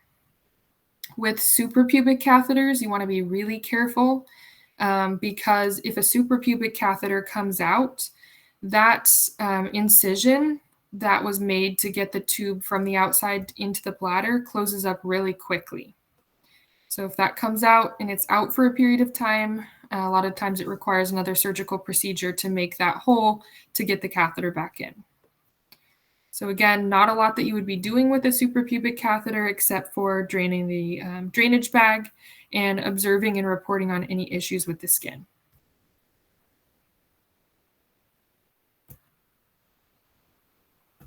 Any questions on any of those different types of catheters that we just talked about?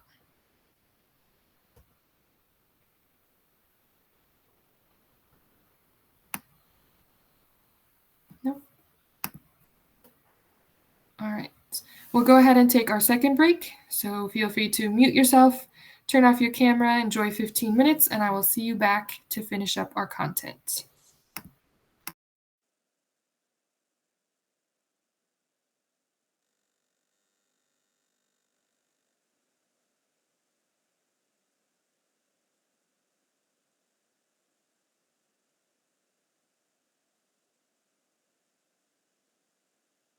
只要是连续3年的跟师，还有完成医师资格证的考试，就可以获得行医资格了。这个52号文咱们马上就会用到。图姐对学中医没兴趣，没再去医馆。刚叔去了图姐家，说你以后天天来我这上课，我1个月给你4800。为了保证图姐不偷懒，还当场在挂历上跟他签了个协议。这份你留着，把它放好啊，以后有用。有什么用啊？这不巧了吗？赵露思演的一不小心捡到爱，为了赔偿男主签了个协议，盖了著名的毫无法律效力的星星指纹。到这部剧更省事儿，连指纹都不盖了。咱就说这个破合同它能有什么用啊？而且咱看52号原文，师承人员应当与指导老师签订统一式样的师承关系合同，应当经县级以上公证机构公证。看见没？懂不懂什么叫公证？懂不懂什么叫统一式样？你俩在挂历上写几个字，搁这玩过家家呢？玩呢！不仅如此，刚叔的师承班招了满一屋子学生，甚至有几个是让图姐去路边摆摊招来的学生。那不对呀，52号文中明确有规定，指导老师同时带教师承人员不得超过2名。你瞅瞅，我随便一查，这就违反了2条规定。刚叔，你跟我说实话吧，你办这个班是真想要发展中医传承，还是想搞一个马老师那样的松果滩头闪电连5鞭呢？怎么哪都是胡闹？这个班办起来后，图姐在里面不咋认真，上课不是睡觉就是聊天。刚叔的老婆有意见，不太相信这个师叔能学出什么成果。刚叔说你要相信教化的力量。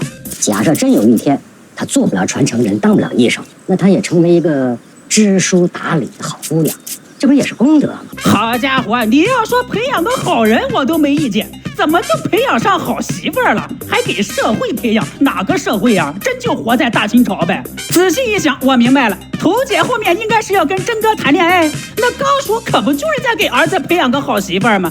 刚叔你这点小九九全都暴露了呀！没想到被你看穿了。后面还有个情节更离谱了，清明节这天，刚叔带大家去祭拜先师，到了先师的墓前，刚叔带大家向先师行礼并朗诵行医誓言。图姐不干了，一个人待在旁边。你读他能听见吗？就是读的话，他能听得见吗？后来真哥怼他，你要是不认同这种仪式，可以保持沉默，不要这么不礼貌。图姐更来劲了，你们这个叫什么？聚众迷信。不是，刚才来的路上你跟刚叔说过啥，自己都忘了吗？你看后面每棵树在拴红绳，这是什么招魂仪式？这要把山里的这孤魂野鬼都给招回来，我感觉不太吉利啊。那你这段话算不算迷信呢？人家祭拜先祖，你说人搞迷信；人家挂红绳做路标，你又说不太吉利，这不纯杠精吗？是，我知道编剧是想描述他从小在福利院长大，没体会过亲情的温暖，所以比较凉薄，想塑造这样的人设没有问题，但是却写成了纯杠精。后面这段话更杠了，一群人，这位过世的人放在这儿，知不知道有很多人吃不上东西，喝不上东西？这对于我来说，知道是什么吗？浪费食物。我的天，浪费食物这4个字你还真说得出口。之前把外卖撒别人一身，叫不叫浪费粮食？当时你咋不骂自己一顿？那么多人吃不上饭，你却把饭撒人头上。好家伙，杠精加双标，这人设实在是太立体了。赵露思也是在这种混不吝的角色舒适区里出不来了，演来演去都是那个样。行吧，咱就不往下看了。做这期吐槽查了不少资料，可费了不少劲，请大家多多点赞支持，我们下期再见。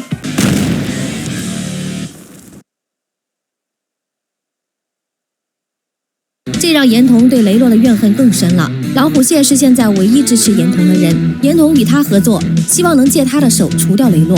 哎，你喜欢怎么做就怎么做，总之我会罩你，不过先说好，跟我没关系哦。你放心，等我的好消息吧。隔天，警察胖子带回来一个叫火麒麟的犯人，而他正是老虎蟹派去刺杀雷洛的。火麒麟被关起来后，胖子召集其他人一起打牌，目的其实是给火麒麟打掩护。他早已经为他准备了解开手铐的钥匙以及刺杀雷洛的武器。刚好白月长带着鸡汤来看雷洛，看到值班台一个人也没有。一个人也没有？是啊，不可能吧？就在雷洛想要问出幕后主使时，胖子赶来一枪打倒了火麒麟。四目相对间，雷洛的心中已明白一二。隔天，胖子就匆匆跑来警局。哎，我回到家里，老婆孩子都不见了，家里东西都被搬光了。隔壁说看见有人把他们嫁出去了。森哥，你一定要帮我查一下。好，好，好，等我查完是谁想买洛哥人命的那件案子，一定全力去找你的家人。就算找不到活口，也找得到尸体。你没死，你全家还不算死光吗？就是吧。很明显，这是雷洛的策略而已。果然，不堪心理压力的胖子就供出了老虎蟹。为了避免被老虎蟹供出来，严童一不做二不休，一枪灭了口。等到警察找到这里时，只看到了老虎蟹的尸体。雷洛当然知道真凶还另有其人，而和老虎蟹是拜把兄弟，又和雷洛是死对头的严童嫌疑最大。白衣先生，麻烦你转告处长，我家里熬了锅汤，如果没事的话，我要先回去看一下火。我先走了，待会有空大家到我家来喝汤啊。上世纪60年代，身为总华探长的雷洛成为了在社会上最叱咤风云的人物，他的财富也与日俱增，整个警界在他的带领下贪腐成风。雷洛的产业涉及多个领域，他利用过人的人脉和商业头脑，赚的是盆满钵满。往年呢是夜总会生意最好，今年变成房地产，头3个月就赚了500多万了。真的？那就集中房地产吧，不过夜总会也不要放弃。70年代初，新警务处长上任，第一次开会的内容就是要清扫黄赌毒这3害。虽然这直接损害了雷洛的利益，但他也根本没把这新处长放在眼里。白衣先生，麻烦你转告处长，我家里熬了锅汤，如果没事的话，我要先回去看一下火。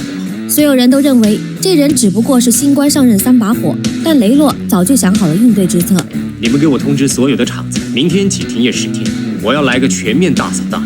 这10天之内开一家抓一家，不讲任何情面。这事关重大，10天内没黄没赌没毒，那些烟鬼淫虫犯起以来什么事干不出来啊？再说那些靠厂子吃饭的混混，10天没得捞，那还不弄得天下大乱了？很显然，雷洛之所以自损1000，是要反将新处长一军。很快，社会治安秩序就全线崩盘，警局里整天人满为患。雷洛在趁机操控媒体，对警方大肆抨击，惹得新处长大为光火。现在我们所有警察都在执行他所要求的除3害任务，根本就没有其他人手，这样就很难做了啊！只要他肯把除3害的行动暂缓，我雷洛可以保证半个月之内天下太平。对了，我家里煮了红豆汤，我要回去看火，等你决定了打电话给我。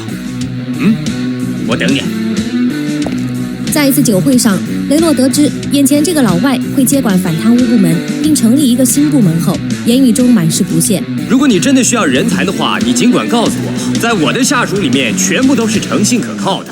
你要是需要，我随时可以推荐150-60个给你。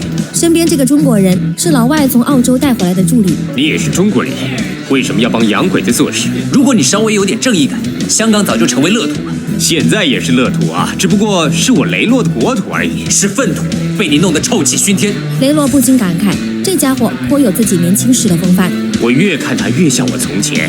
你叫什么名字？如果不介意，就来我这边好了。这是我的名片。而当雷洛看到他的名片时，顿时愣住了，因为此人正是他和阿霞的儿子小贤。原来阿霞离开香港后去了美国华尔街，靠着在洗衣店打工，不仅养大了儿子，还送他去澳洲读了大学。雷洛满心愧疚，立刻带着猪油仔赶去阿霞现在的住处。分别多年，再次重逢，两人心中感慨万千，但小贤却对他这样的父亲充满了怨恨。小贤，他是你的爸爸，这是一个事实，不可以改变。他对你，甚至对整个社会，都是百害而无一利，这也都是事实。父子俩的激烈争执让阿霞急火攻心，晕了过去。可小贤根本不让雷洛待在医院，为了不让阿霞醒来时看到他们争吵，雷洛只能先行离开。我告诉你，你好好照顾你妈，要是有什么事，别以为我会放过你。赞哥，你帮我看着他，我先走了。有什么事记得，你千万要打电话告诉我，知不知道？拜托你了，谢谢。雷洛和儿子的关系水火不容，在警界的权势也开始被大肆削弱。哎，洛哥，你的车太抢眼了，坐我的吧。开车！就在不久前，随着廉政公署的成立，总华探长一下增加到了3个。雷洛嗅到了危险的气息，立刻安排出游仔把所有的现金资产转移到国外，并申请了提前退休。可严童并不打算让雷洛就此全身而退，眼看雷洛侥幸躲过了车上的炸弹，立刻又安排了一波假警察，试图在设卡盘查时痛下杀手。谁说在雷？什么雷洛啊？我不知道你们说的是谁啊！装蒜，别打！腿部中弹的雷洛想在离开香港前去医院再看一眼阿霞，他努力保持着曾经的意气风发，不想让阿霞看到后担心。但小贤还是一眼看出雷洛的处境不容乐观。为了让阿霞临终前看到父子和睦的样子，小贤暂时放下隔阂，不再和雷洛争吵不休。等你好了以后，我们3个人一块去旅行，想去哪里都可以。那玉坠子呢？在这里。可不可以把玉坠子给我？我能不能送给小贤？你会不会介意？怎么会呢？是你的东西，你送给谁都可以。在雷洛和小贤的陪伴下，阿霞走完了她孤苦的一生。然而，杀手很快找到了医院，猪油仔刚想报信，就被一脚踹倒。走啊！趴下！快走！小事不是这个时候，你明不明白？混战中，小贤救下了雷洛，并推着轮椅带他逃跑。走廊里，雷洛发现一把掉落的枪。交火中，雷洛手臂不幸中弹，好在小贤并没有抛弃他，带着他一路逃到了医院的天台。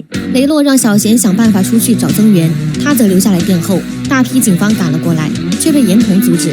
你们是哪个管区的？说洛哥被人袭击，现在在楼顶。哎，不对，我听到的是有人打架。严童以非本管区人员为由拒绝增援上楼，自己则上去试图斩草除根。果然宝刀未老，先把枪扔掉。没想到你受了伤，还能打死这么多人，怎么样也比不上你的刀锋利。我等这个亲手杀死你的机会，足等了21年。我现在干掉你，可以把账算在杀手头上。你要干就连我们一起干掉。你的枪只有6颗子弹，杀不杀得了我们这么多弟兄？就算我现在杀了你，也可以把账记在杀手头上。不要乱来啊！雷洛，叫他们不要乱来！让人意外的是，雷洛却下令所有人把枪收起来，因为他现在要新仇旧恨一起算。你以为我不知道你以前做过什么事？我忍了21年。刚才那拳是阿叔的，这拳是我老婆的呀！这拳是为了被你搞得连死都不瞑目的阿霞打的。那个阿霞，不要你管！这拳是我的。那现在这一拳呢？这人没有理由，打白不打。严童吃定雷洛现在没有职权，不能拿他怎么样。这时一个声音传来：我有。廉政公署，你涉嫌妨害司法公正，我有权抓你。我要告你，叫什么名字？你们几年勾结？我叫雷仲贤，父子勾结。几年后，廉政公署正式开始整治贪腐，大量警界人员锒铛入狱，有着大量不明收入的严童更是首当其冲，而雷洛则早早移居加拿大安享晚年。无意探长雷洛则成为了一介传奇。喜出望外的上山红次随后把自己的得力干将龙武派到高进身边保护他。他不懂赌钱，但是他可以帮你解决除了赌钱以外的很多问题。到了香港，打这个电话可以找到我。他叫刀仔，是个长得像刘德华的小混混，整日游手好闲，出入各种赌场，每次都带着高进的背影照片，自诩为赌神的徒弟，可每次都是吃瘪告终。这样的人却还有着颜值堪比王祖贤的女朋友阿珍。你好好去找一份工作做好不好？每天靠赌为生，什么时候才能存够钱结婚啊？刀仔却并不以为然，认为自己终有一天会飞黄腾达。我发誓，总有一天呢，我要把这些别墅全都给买下来，把他们都赶到下面的烂房子去住。小两口享受完落日的余晖，启程回家，却被一个遛狗的印度人拦住。路痴他们这种人闯进富人居住的地方，肯定是小偷。怒不可遏的刀仔想要和他理论，无奈对方手里的恶犬，他也只能作罢。晚上，刀仔和好兄弟乌鸦在印度人的必经之路上做好了陷阱，就连栏杆也没放过。等到月黑风高，那臭老外一脚踩到陷阱，碰到了栏杆，马上就失去平衡，摔他一个半死啊！看他敢不敢再跟我斗？真行！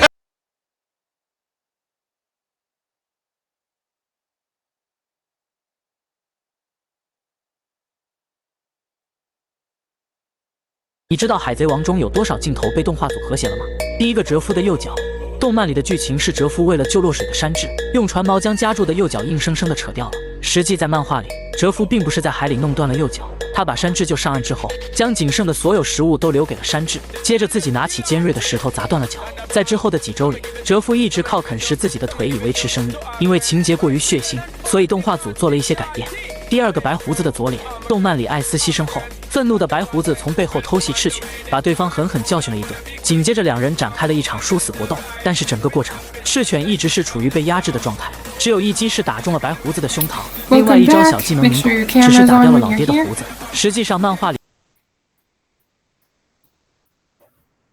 白胡子和赤犬只过了2招，并且赤犬的那招明狗是结结实实打掉了白胡子的半张脸。因为画面过于悲壮血腥，动画组为了照顾部分海迷的感受，直接把这段和谐掉了。但是这么一修改，就无法体现出来海贼世界的残酷。Before we get back to chapter 16.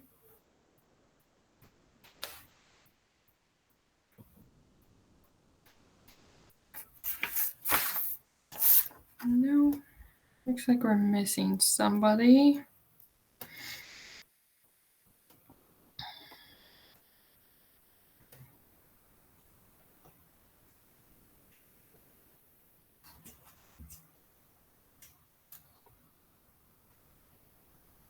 Who are we missing?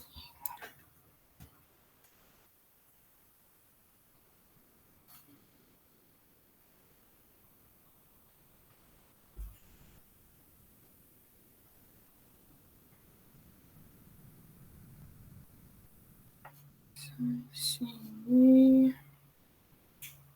Melanie.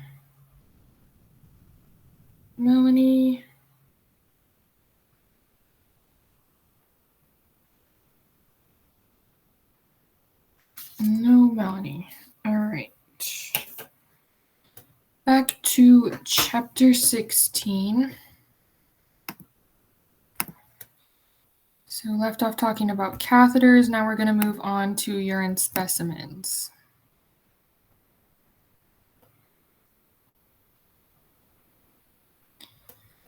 So when we talk about a specimen, we can collect lots of different types of specimens.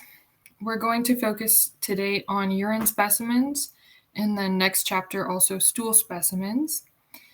So when we collect a urine specimen, all we're doing is taking a sample of urine to be tested. So a routine specimen is done anytime the resident goes to the bathroom. Usually to collect a specimen, if the resident is unable to collect that specimen in the container on their own, we use what's called a hat. It's a clean device that we set in the toilet. We then ask the resident to produce the specimen into the hat, and then we pour the specimen from the hat into a collection container. If the resident is able to go directly into the container, we can do that as well. But if not, we want to avoid having to get urine on us by using the hat. If the specimen is not ordered routine, meaning anytime the resident voids, then we may have what's called a clean catch specimen. Clean catch specimen is a specific type of collection. What happens with a clean catch is we are collecting the midstream part of the urine. So the resident would start voiding in the toilet. We would then begin to collect the urine. And before they're finished, we would remove the specimen collection container and allow them to finish urinating in the toilet. The thought behind this process is that initiating and ending the urination in the toilet and not collecting that portion decreases the likelihood that we're collecting any contamination or bacteria that's on the skin. So if a clean catch or midstream specimen is ordered, that would be how we would collect it. Another type of specimen collection that can be done is called a 24-hour specimen. 24-hour specimen is exactly what it sounds like. We're collecting the episodes of urination for an entire 24-hour period. For a 24-hour collection, the urine needs to be kept cold the entire time. So once we collect the urine, we would put it into a designated refrigerator until the collection is complete. Regardless of what type of specimen you're collecting, gloves need to be worn at all times because you're dealing with body fluid. Make sure that specimens are labeled appropriately. We want to know whose specimen is in what container. Also, be sensitive to the fact that this can be kind of embarrassing for residents. Remain very professional, be reassuring of the resident, let them know why we're needing to collect a specimen. Usually we're collecting it to be tested to see if they have a urinary tract infection, so know why you're collecting the specimen as well. We'll go through this in clinical, so we won't go through each individual step now.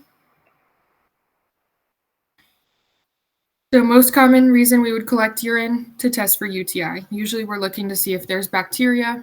We can also check urine for glucose if someone's diabetic. We can check to see if there's blood in the urine. We can measure different characteristics of urine, maybe to see if there's an issue going on in the kidneys with the filtration system. So there are a lot of different things that might be looked at after we collect that specimen.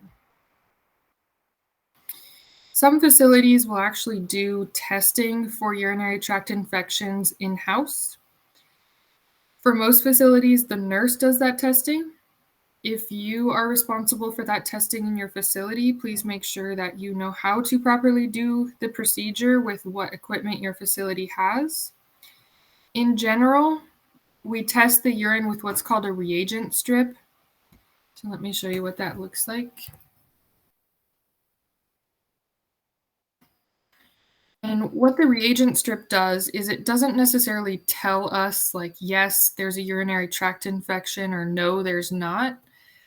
What it tells us is what different components of the urine are present, which could indicate urinary tract infection, versus what sorts of things are not present, which may not indicate infection. So if you are doing this test in your facility, you are not diagnosing, right? Because that's outside your scope of practice. So you're not testing this to say, yes, you have a urinary tract infection or no, you don't. What you're doing is you are taking a test strip, you're following the instructions on the test strip bottle. Usually you dip the strip in the urine for a specified amount of time, take it out, let it sit for a specified amount of time, and then compare the colors on the strip to the colors on the bottle. So when you're looking at the strip and the bottle, you would write down whatever it says for whatever corresponding color. So for example, if you were looking at this collection kit, let's say you're looking at the bottom line there, and the color on the stick that you dipped into the resident's urine appears closest to the green color on the second square in. Whatever it says under that square is what you write down on the paper. What happens then is that paper gets sent in to the doctor. The doctor determines if there's an infection. So ultimately, you're just looking at the strip, comparing it to the colors on the bottle, and writing down your findings. Like I said, most facilities, that is the responsibility of the nurse. Some facilities will allow nursing assistants to do it. So make sure you're trained on the specific type of kit you'll be using if you are responsible for that in your facility.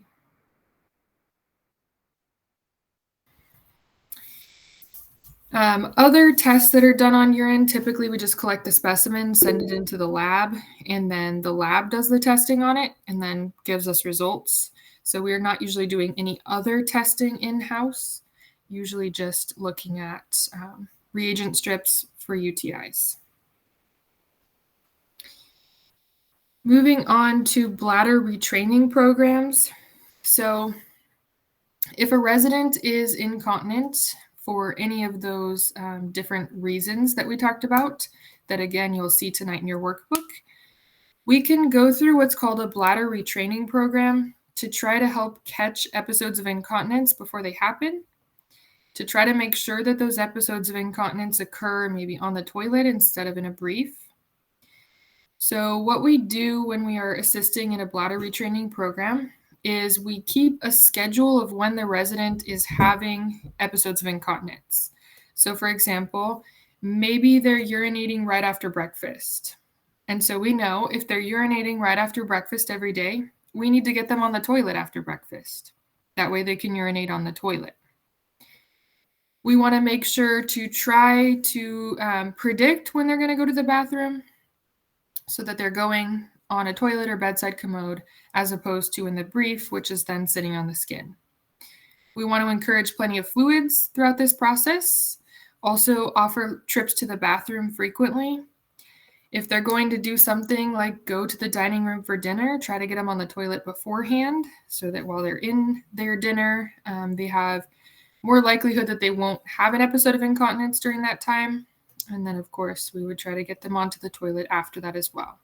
So it's a lot of trial and error, a lot of like, oh no, they're consistently having an episode of incontinence right after breakfast. So let's try to get them on the toilet right after breakfast. And then once you figure that out, it's like, okay, when is the next incontinent episode?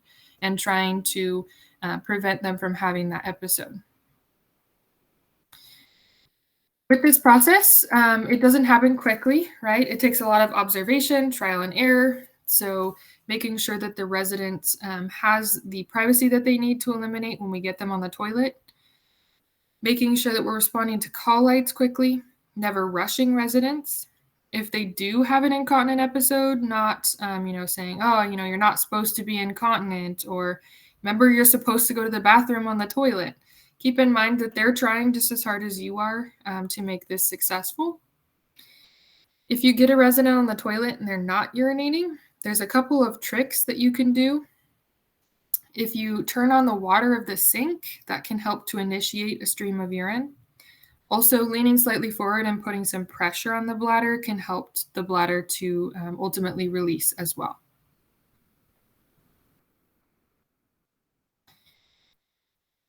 Try to keep as accurate of a log as you can of when the resident has incontinent episodes, when they go to the bathroom, when you put them on the toilet.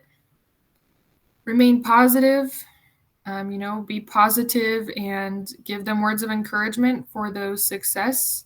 And then keep in mind that even if they do have an incontinent episode, we're not going to show frustration, anger, disgust. We're going to be positive and patient with them throughout this process. Put yourself in their shoes, right? How would you feel if you couldn't control when you needed to go pee? Probably not great, right? If you had to wear an incontinence brief and you continued to have accidents and someone had to help you clean those up, you probably wouldn't feel great about that. So we need to keep that in mind when we are taking care of these residents.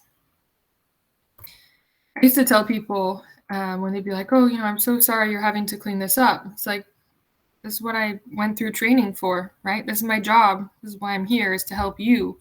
So you don't need to be sorry. If you needed to be sorry, then I shouldn't be here, right? Because that's why I'm here, is to help you. And people would be like, oh, okay. It's not like I was an inmate in jail and this is my community service that I'm doing. It's not involuntary. I'm here because I want to be. So very important to make that known. Any questions on that retraining program or anything from chapter 16?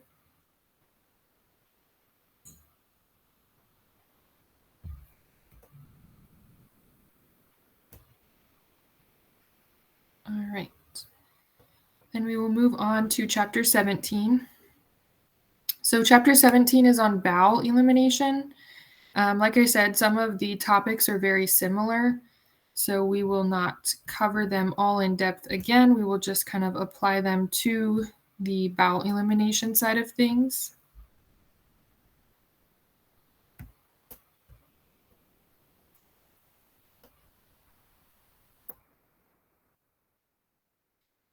So having a bowel movement is also called defecation. It's the act of passing the fecal matter from the inside of the body to the outside. Stool, typical characteristics.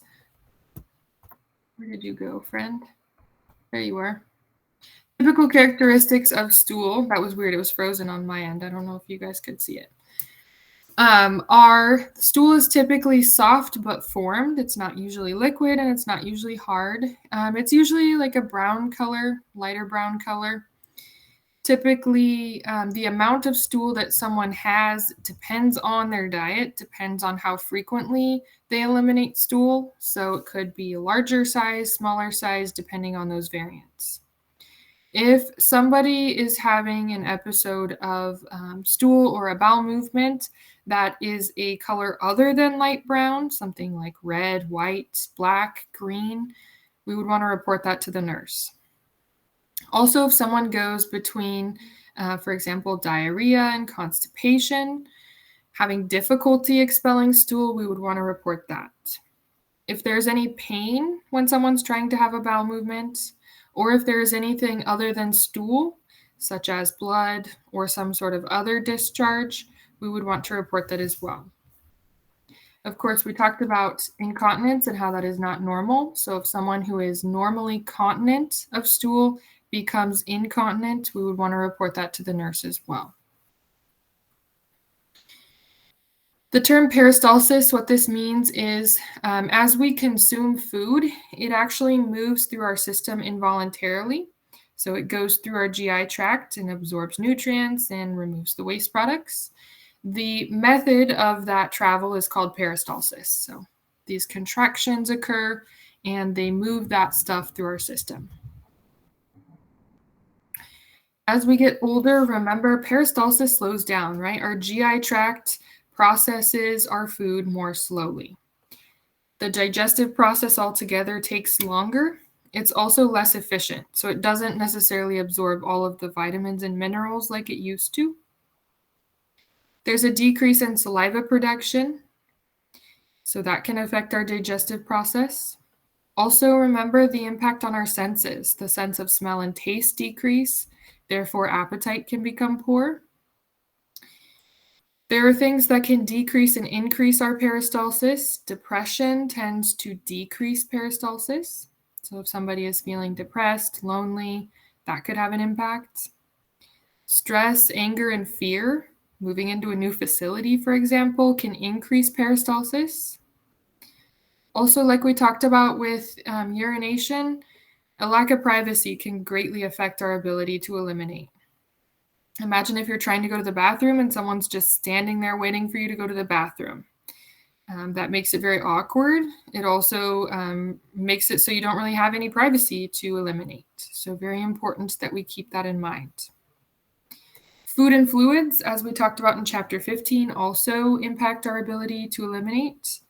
Fiber, which we talked about being found in fruits, veggies, some grains, helps to improve elimination.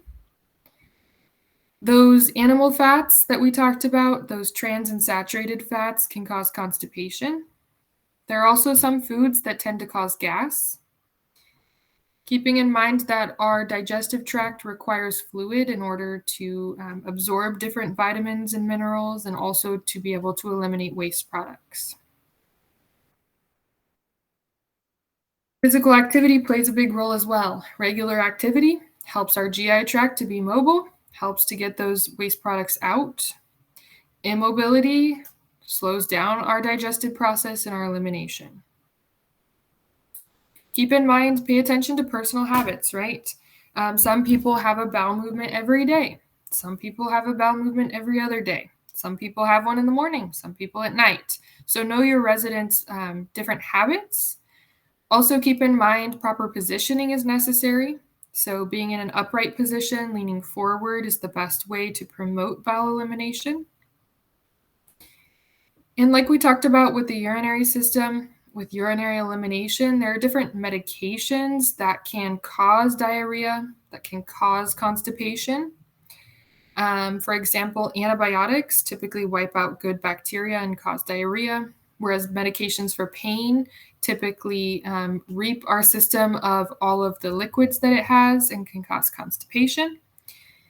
There are medications that can be given to help reverse constipation and also to help with diarrhea as well. I won't go through all of these lovely terms, but what I want... Yes. Yes, Jeffrey. So increasing peristalsis means they're going to have more frequent bowel movements. Good question.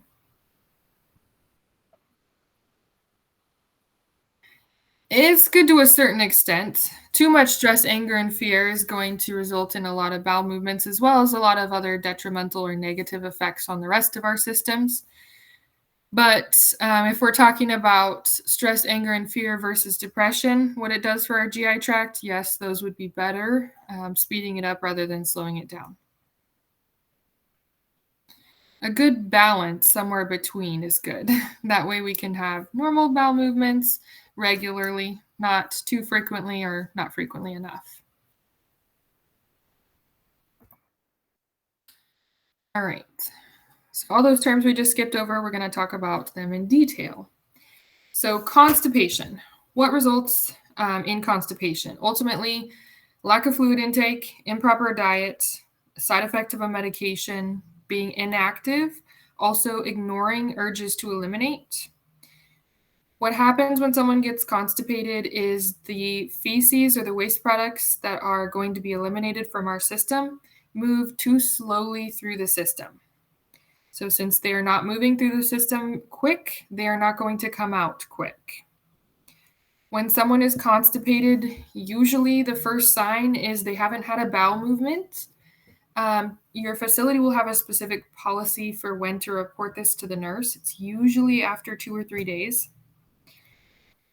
They also tend to have symptoms like abdominal pain, tenderness, and swelling, gas, whether that be belching or burping, or flatulence. With constipation, typically treatment is going to involve increasing activity, increasing fiber intake in the diet, as well as various different medications that can be administered by the nurse to help promote that elimination. Really, really important in a facility setting that you document bowel movements, because like I said, facilities will have a protocol for what to do in the event that a resident doesn't have a bowel movement every, for example, 2 days. If you forget to document a bowel movement that a resident had and the nurse sees that there hasn't been a bowel movement, they may be required to give medication. If the resident's having bowel movements and they're just not being documented, that medication is just going to cause diarrhea. That's no fun for us. That's also no fun for the resident. So very important to keep up on documentation of bowel movements. Of course, if you notice that the resident has not had one in your facility's specified amount of time, to report that to the nurse so that some sort of intervention can take place.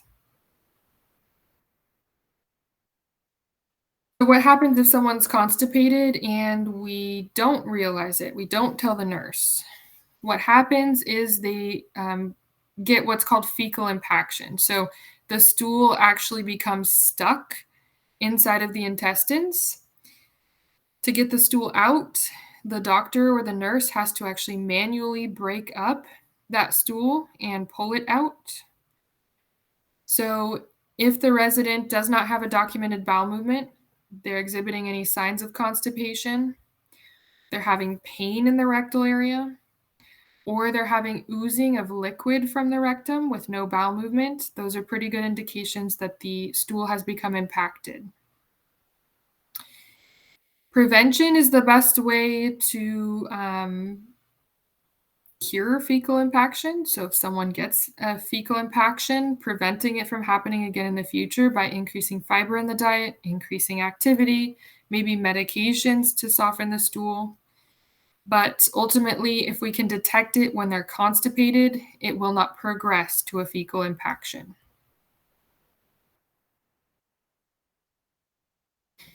Moving on to hemorrhoids. Hemorrhoids can be a result of multiple things. A lot of times for our older adults, it's chronic diarrhea. straining during a bowel movement or during childbirth. Usually with hemorrhoids, you'll see rectal bleeding, so you may see some blood in the stool or when you wipe. There's typically pain, burning, and itching that come along with that, so a lot of discomfort for the resident.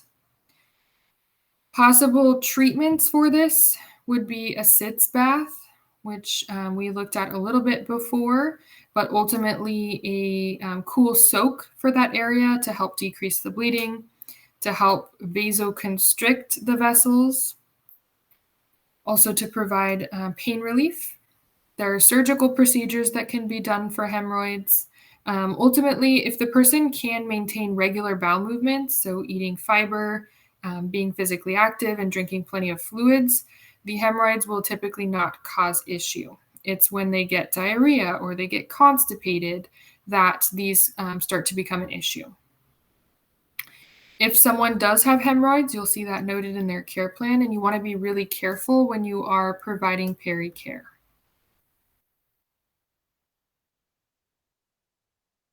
So opposite spectrum of constipation is diarrhea. If somebody has diarrhea, could be a result of something dietary, could be an infection, medication, could be excessive intake of fluids, can be related to a lot of different things. If someone becomes incontinent, remember, not normal, typically a result of some sort of muscle or nerve damage, some sort of issue with an internal structure of the GI tract, or some sort of underlying disease process. Usually when someone is incontinent of stool, they will be assessed by a doctor. They may try a bowel retraining program like we talked about with bladder retraining. They may try dietary changes. They may look at the innervation or the muscle function of that system. They may look at a lot of other things to try to determine the cause.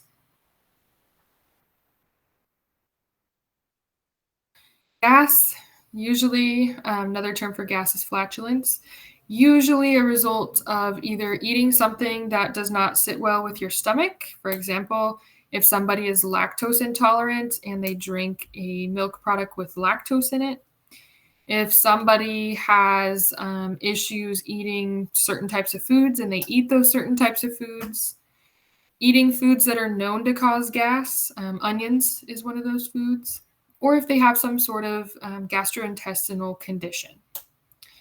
Treatment for gas, usually removing whatever is causing it from the diet. There are different medications that can be used to help with that.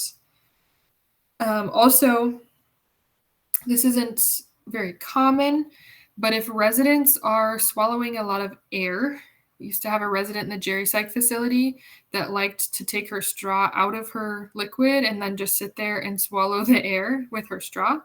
Very odd, but she was always burping and she always had gas.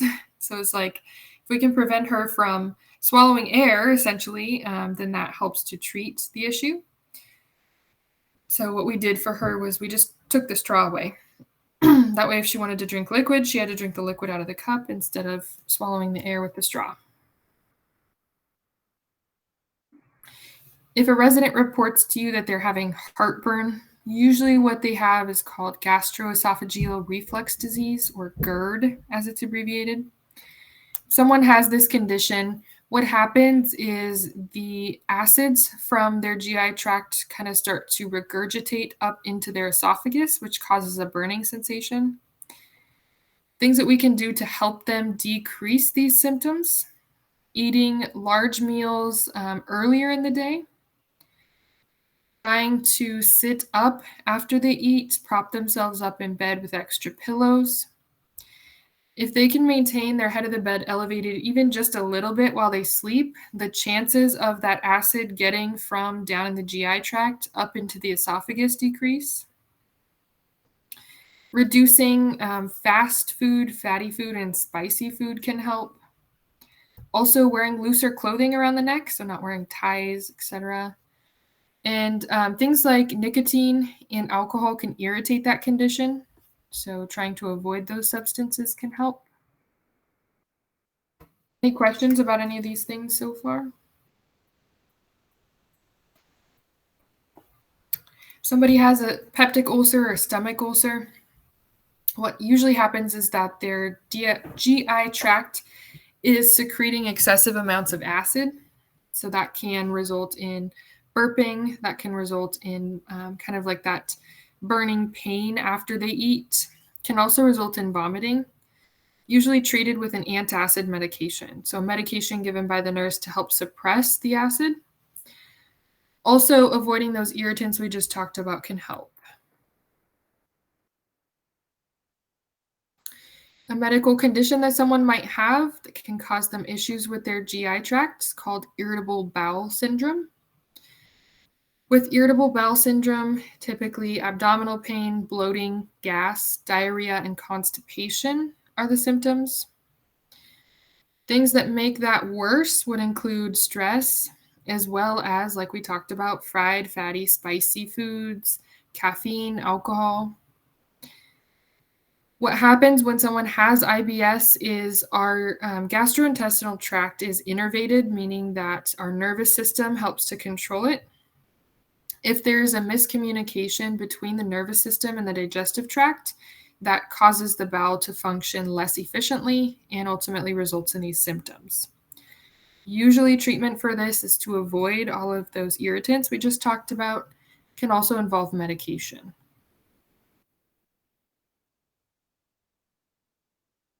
Irritable bowel disease, on the other hand, is split up into two different categories. Those two categories are ulcerative colitis, abbreviated UC, and Crohn's disease. Irritable bowel disease differs from irritable bowel syndrome in that irritable bowel diseases are actually caused by an improper immune response. So what ends up happening is the immune system sees the GI tract as a foreign invader and tries to attack it. When the immune system tries to attack the GI tract, it causes a variety of symptoms, anything from cramping, pain, and diarrhea to loss of appetite, which results in weight loss. Rectal bleeding can occur as well. The symptoms are dependent for UC versus Crohn's on where exactly in the GI tract the symptoms are occurring. So, for example, for Crohn's disease, the symptoms are typically occurring up between the connection of the small and large intestine. For UC, the symptoms tend to be occurring, or the issues tend to be occurring throughout the entire tract, so kind of randomly throughout. So depending on the location of those issues will be dependent upon the symptoms and ultimately the doctor's diagnosis. Treatment for an irritable bowel disease. Keep in mind, we cannot cure something like this.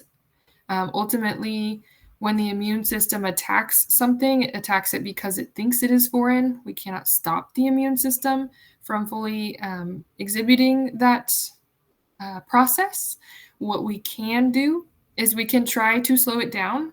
We can try to get it to not attack so hard, which usually requires some form of medication. So with that medication, it's called an immunosuppressant, suppresses the immune system to help prevent it from attacking that area. One thing to know with immunosuppressants, though, is they're nonspecific. So instead of suppressing just the immune system attacking the GI tract, it's suppressing the entire immune system. So that raises other concerns. Other treatments for this sort of condition would be surgical treatments. Things like diverting the method of stool elimination from, instead of going through the rectum, to coming out of a stoma in the abdomen. So that is another option that you might see.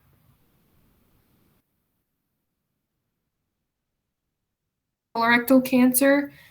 Usually cancer, we'll talk about the telltale signs in some of the chapters tomorrow. But for cancer, changes to the normal bowel pattern, rectal bleeding, cramping, and pain are typically what we would see.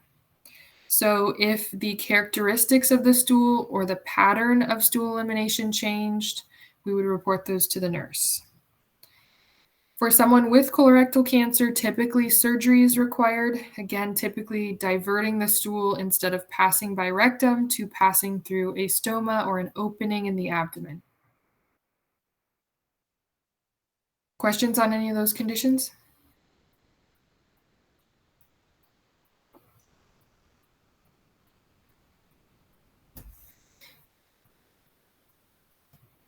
All right. So moving on to some treatments for constipation. Rectal suppositories can be given. Enemas can also be given.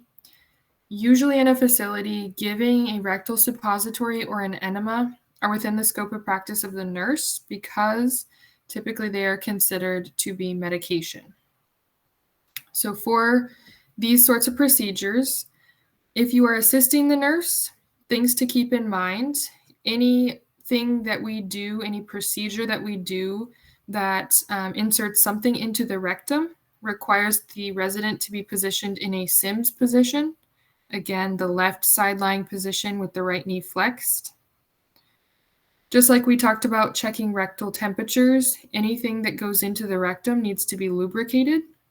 We need to make sure we're wearing gloves for any procedure that requires us to be touching the rectal area. For the suppository itself is a little bullet of medication that goes in for constipation. It ultimately relieves that constipation by softening the stool. There are other suppositories that can be, for example, Tylenol comes in the form of a suppository, which we will talk more about when we get to death, dying, and hospice. Enemas are another type of eliminatory aid we can give, so to help with constipation. There are various different types of enemas, usually in something like a long-term care facility. The type of enema that you're going to see is a commercial enema. So it looks like this. So these come prepared. It's just a bottle with a prepared solution in it. You lubricate the tip of it and insert the entire bottle of fluid into the rectal area. Again, usually done by the nurse. If you're assisting the nurse, follow their instructions for that. I'll go back to where we were.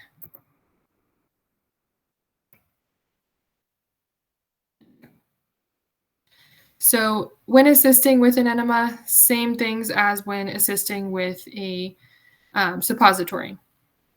Sims position, make sure that the tip of the enema is lubricated. We also want to make sure if the resident is receiving an enema, that if they have any discomfort, the enema is stopped. So if you're sitting by the resident while the nurse does the enema and the resident expresses discomfort, let the nurse know. If the resident is experiencing discomfort, we don't want to proceed in giving the enema. We don't want to cause the resident pain. Could potentially mean that some other sort of issue has taken place. Typically, no matter what kind of enema is given, following an enema, what we're expecting is for stool to come out, right? So make sure that if you're assisting the nurse with an enema, you're prepared after the enema for stool to be expelled. Usually it's not instant, it usually takes a few minutes for that bowel movement to occur, but make sure you've got everything set up and ready. Questions about suppositories or enemas?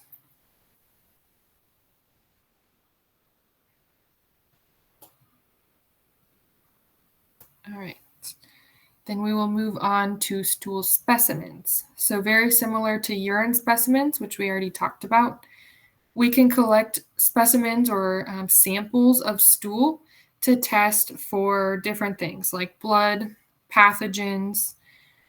We can try to look at stool and see if there is some sort of foreign material in there that should not be there. For example, some sort of abnormal discharge coming out in the stool. Very important when we look at specimens, and I didn't say this with urine specimens, but it does apply to them as well. Any specimen that we are collecting, if we're collecting a stool specimen, we can only collect stool. If we collect urine with the stool specimen or toilet paper with the stool specimen, it is invalid and we have to start over. So we only want to be collecting whatever it is that we're trying to collect. Important to pass that on to the resident as well, so that if they're collecting the specimen, they know if we're trying to collect urine, we can't collect stool. Please don't put your toilet paper in there because then we have to start over. When we collect a stool specimen, very similar to collecting a urine specimen, typically we use a hat in the toilet. We have the resident eliminate, and then we use a tongue depressor to collect a portion of that stool. Depends on what test you're doing for how much stool you need, so make sure to follow the instructions there. Once we collect that specimen, we label the container, put it in the appropriate area in our facility so that it can be sent off for testing. Know what type of specimen you're collecting. There are some tests that, once collected, need to be tested immediately. So you wouldn't want to put that into a refrigerator and then expect it to be picked up in time. You would want to make sure to hand that off to someone who is going to do that testing. One of the things that we can test in stool when we collect a specimen is for blood. So when we have a bowel movement and we're looking at the stool, we can't always see if there's blood in it. Sometimes, definitely can. Other times, you wouldn't know that there was blood, so we do a special test to find out if there is what we call occult blood or hidden blood. Blood in the stool can be a sign of all of the different gastrointestinal conditions we talked about. Can also be a sign of something serious like colorectal cancer. There are various different tests that can be done to check for occult blood. I'm sure you have seen the test kits advertised on TV that they'll mail to your home, and then you can do the test and send it back. Most of the tests that we do in facility, we just collect the specimen and send it in for testing. So if your facility does the testing, make sure that you are specifically trained on how to do that. Typically what that looks like if your facility does testing is you have what's called a fecal occult blood test. This little box comes with all of the stuff you need. You would open up a new box for each time you would test. Inside of the box would be a couple of tongue depressors, 2 little bottles of solution, and a test card. So what happens with the test card is you ultimately just read the instructions and follow along. You take a sample from one area of the stool, put it in box A, a sample from another area of the stool, put it into box B. You flip it over and you put the activator on it. And then I want to show you a picture that they don't have in here. Once you put the activator on it, it will turn a specific color if it detects blood. So I want to show you what that looks like.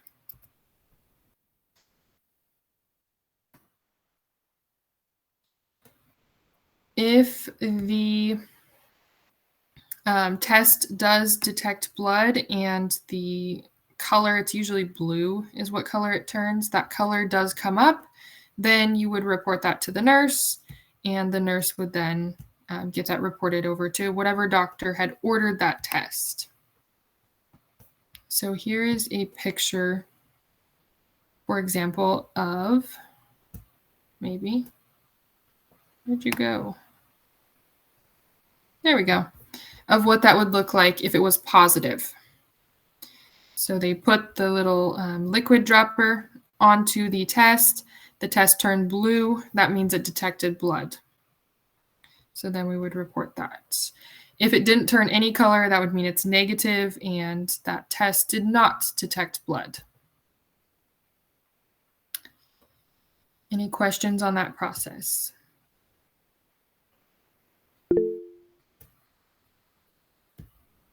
Yeah, Irene? Does it change color right away or do you have to wait? Yeah. It usually changes color right away. Usually you have to read it within a specified number of seconds, otherwise it's invalid. So it depends on the manufacturer of the test for how long that is. So make sure to follow the instructions on the box. All right. Moving on to ostomies. So we talked a little bit when we discussed irritable bowel disease about potentially the need for surgery and diverting the bowel elimination instead of through the rectum through what's called a stoma out of the abdomen. So an ostomy is essentially just a surgically created opening from the inside of the body to the outside of the body. An ostomy can be done for the urinary system as well. It's called a ureterostomy. It's where we take the ureters and instead of expelling the waste products into the bladder, they are connected to the outside of the abdomen and then that waste comes through that way. That might be necessary, for example, for bladder cancer. Colostomies and ileostomies are what you'll see with the GI tract. So colostomy and ileostomy, the difference between the two depends on where they are located. So colostomy tends to come from the colon or the large intestine. It is an opening that goes from the outside of the body into the large intestine to allow for the stool to go through. The ileostomy is different than the colostomy because it goes into the small intestine. So instead of the stool going through the small and large intestine and then coming out, the stool only goes through the small intestine before it is expelled through that opening. Yeah, Melanie? So how is an ostomy different from like a gastric tube? Just because, I mean, I know that that would be like a feeding tube is like an opening from an area inside of the body that kind of like goes outside. So how would they differ? One stuff is going in, the other stuff is coming out. So for a feeding tube, for example, we're putting contents in and delivering those to the GI tract. For an ostomy, we're not putting anything into it, but we are expecting contents to come out of it. Very good question. So the location for these two things, how you would tell what someone has, do they have a colostomy or an ileostomy? I will show you.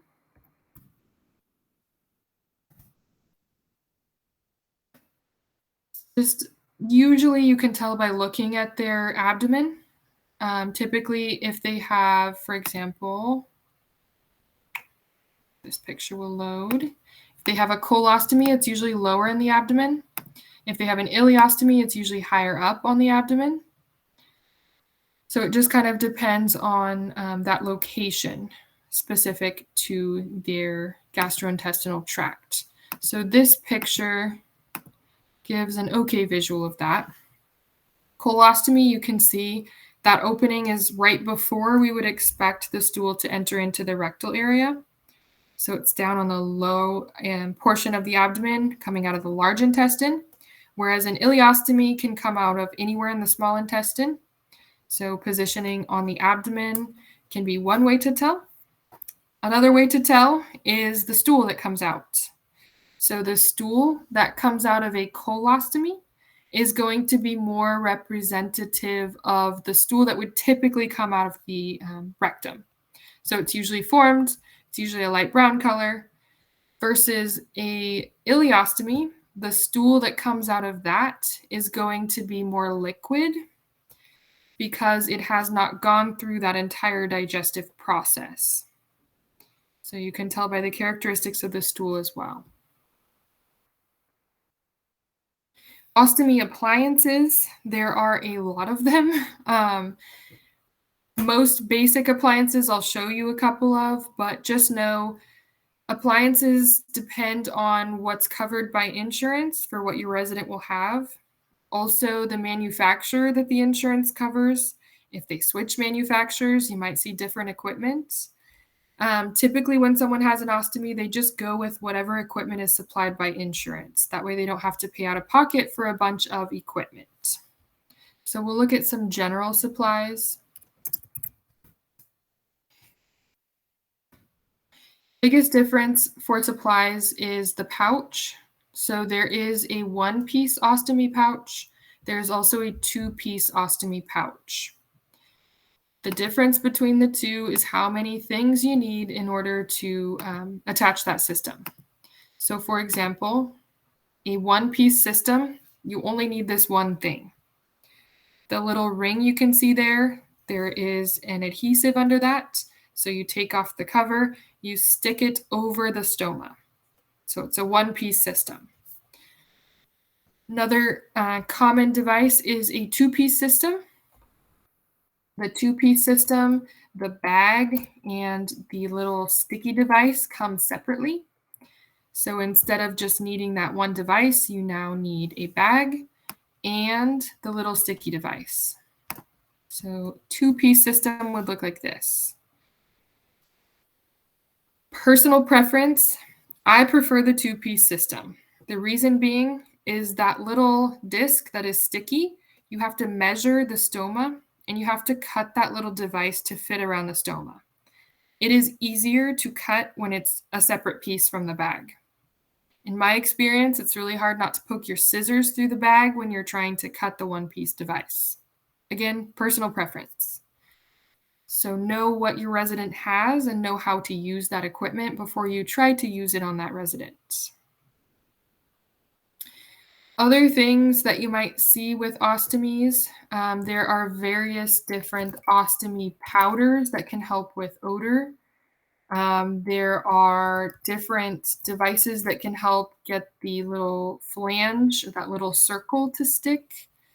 There are various different sprays that can be used on those bags. So a lot of different equipment. Again, most important is just to know what your resident has and to know how to use it.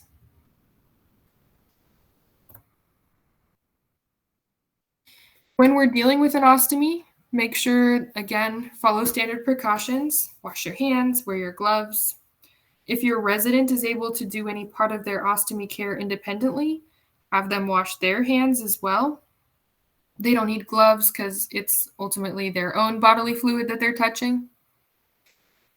Make sure that we follow the instructions in the care plan. Sometimes the ostomy bag can be emptied to get rid of the stool and then cleaned. Sometimes the ostomy bag, once there's stool in it, needs to be discarded and replaced with a new one. Make sure that the skin around the site of the stoma is kept clean and dry at all times.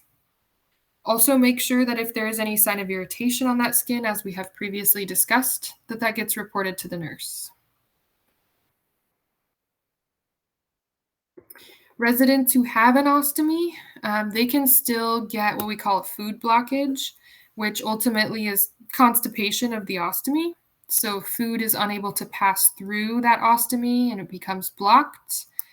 There are specific instructions in their care plan on what to do. Typically, it involves stool softening measures, notifying the nurse, maybe changing the diet if there's some sort of food they consumed that was irritating. Be sensitive to residents' needs. Also be very supportive when you're working with someone who has an ostomy. Remember, it's still elimination. They still need privacy, need to be sensitive to those needs. Also sensitive to the fact that it can be really difficult not only to deal with the fact that you now are eliminating stool through your abdomen, but also that someone has to help you with that process. Any issues with the characteristics of the stool? Still report to the nurse, just like we would with any regular bowel movement. Also, any issues with the skin or the stoma itself. So the stoma will typically appear kind of like a bright red, moist looking area. I'll show you a picture of a real one, if I can find one. If the stoma does not appear like this,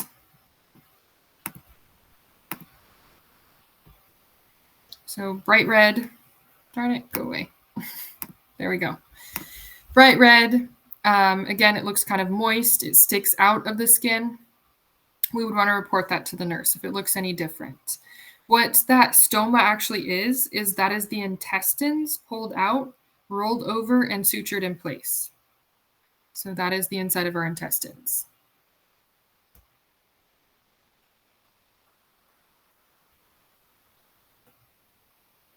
Any questions about caring for someone who has a stoma?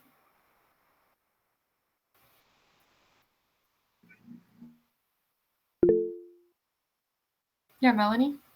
Does it typically hurt the patient? It like Okay, so no sensitivity, no nerve endings, nothing like that. I mean, there are nerve endings. There's especially a lot of nerve endings in the skin surrounding it, but usually not going to be uncomfortable unless there's something wrong, like a blockage or other things that can happen with stomas, not to get too deep. But the tissue itself, if it's not receiving adequate blood supply and oxygenation, the tissue can start to die, and that can be really painful. So they shouldn't have pain unless there is an issue. So if they did have pain with that, you would want to report it to the nurse. Okay, so that would be a good way to kind of know also. Yes. Okay, cool. Thank you. When someone has a new stoma, it can be kind of uncomfortable and weird for them at first. So if they're like, oh gosh, what's that? That is pretty normal if they're new. But if they've had it for a while and it becomes painful, that's something to report. Okay, cool. Thank you. Yeah. When we clean around a stoma, warm water or wipes, whatever your facility uses, similar to how we would wipe the rectal area if we were cleaning up a bowel movement, making sure that the area is clean and fully dried before we try to reattach a new pouch. If you are emptying an ostomy bag, if the ostomy bag is reusable, you can empty it directly into the toilet. If the resident can't get to the toilet, you can empty it into a bedside commode and then just wash that out as well. So if you are emptying them, you still clean the bag. If you are discarding the bag, follow your facility's policy on where to dispose of biohazards, since you would be disposing of a bag full of stool. As far as retraining, we already talked about this with the urinary system, so we won't go through it again. Same exact measures would be in place. We're just trying to catch those episodes of bowel elimination before they occur so that we don't have stool sitting on the skin as a result of incontinence.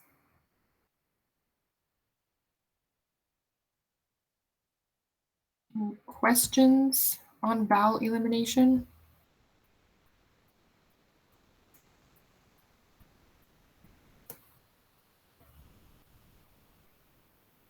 No. All right. Any questions from nutrition or from urine elimination from earlier?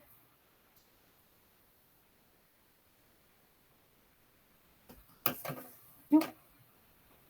Okay. Then your homework for this evening will be workbook chapters from chapters 15, 16, and 17. You'll also have modules this week. Those are 5, 6, and 7, and those will be due on Thursday, 11:59. I did look through them to make sure that there were no issues with them, and they all looked good. So if you do come across an issue, please let me know. Something doesn't work properly or won't open up, please let me know, and I will check on it again. Other than that, like I mentioned earlier, please email in your badge photo for your first day of clinical. Badge photos need to be sent in by Wednesday so that they can get them printed out and ready for your first day. Also, please make sure, if you have not already, to select a presentation topic, signing up on the sign-up sheet. That needs to be done by Thursday.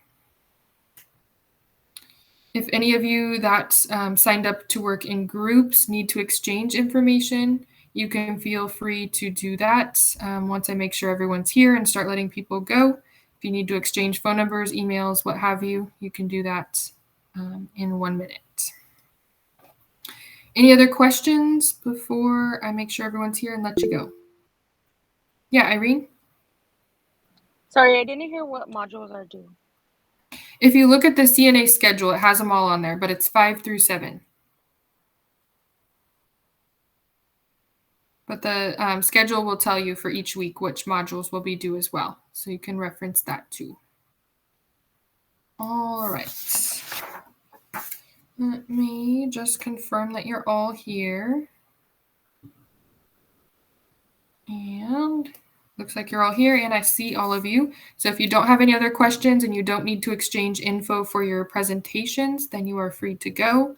And I will see you tomorrow, same time, same place. Enjoy your evening.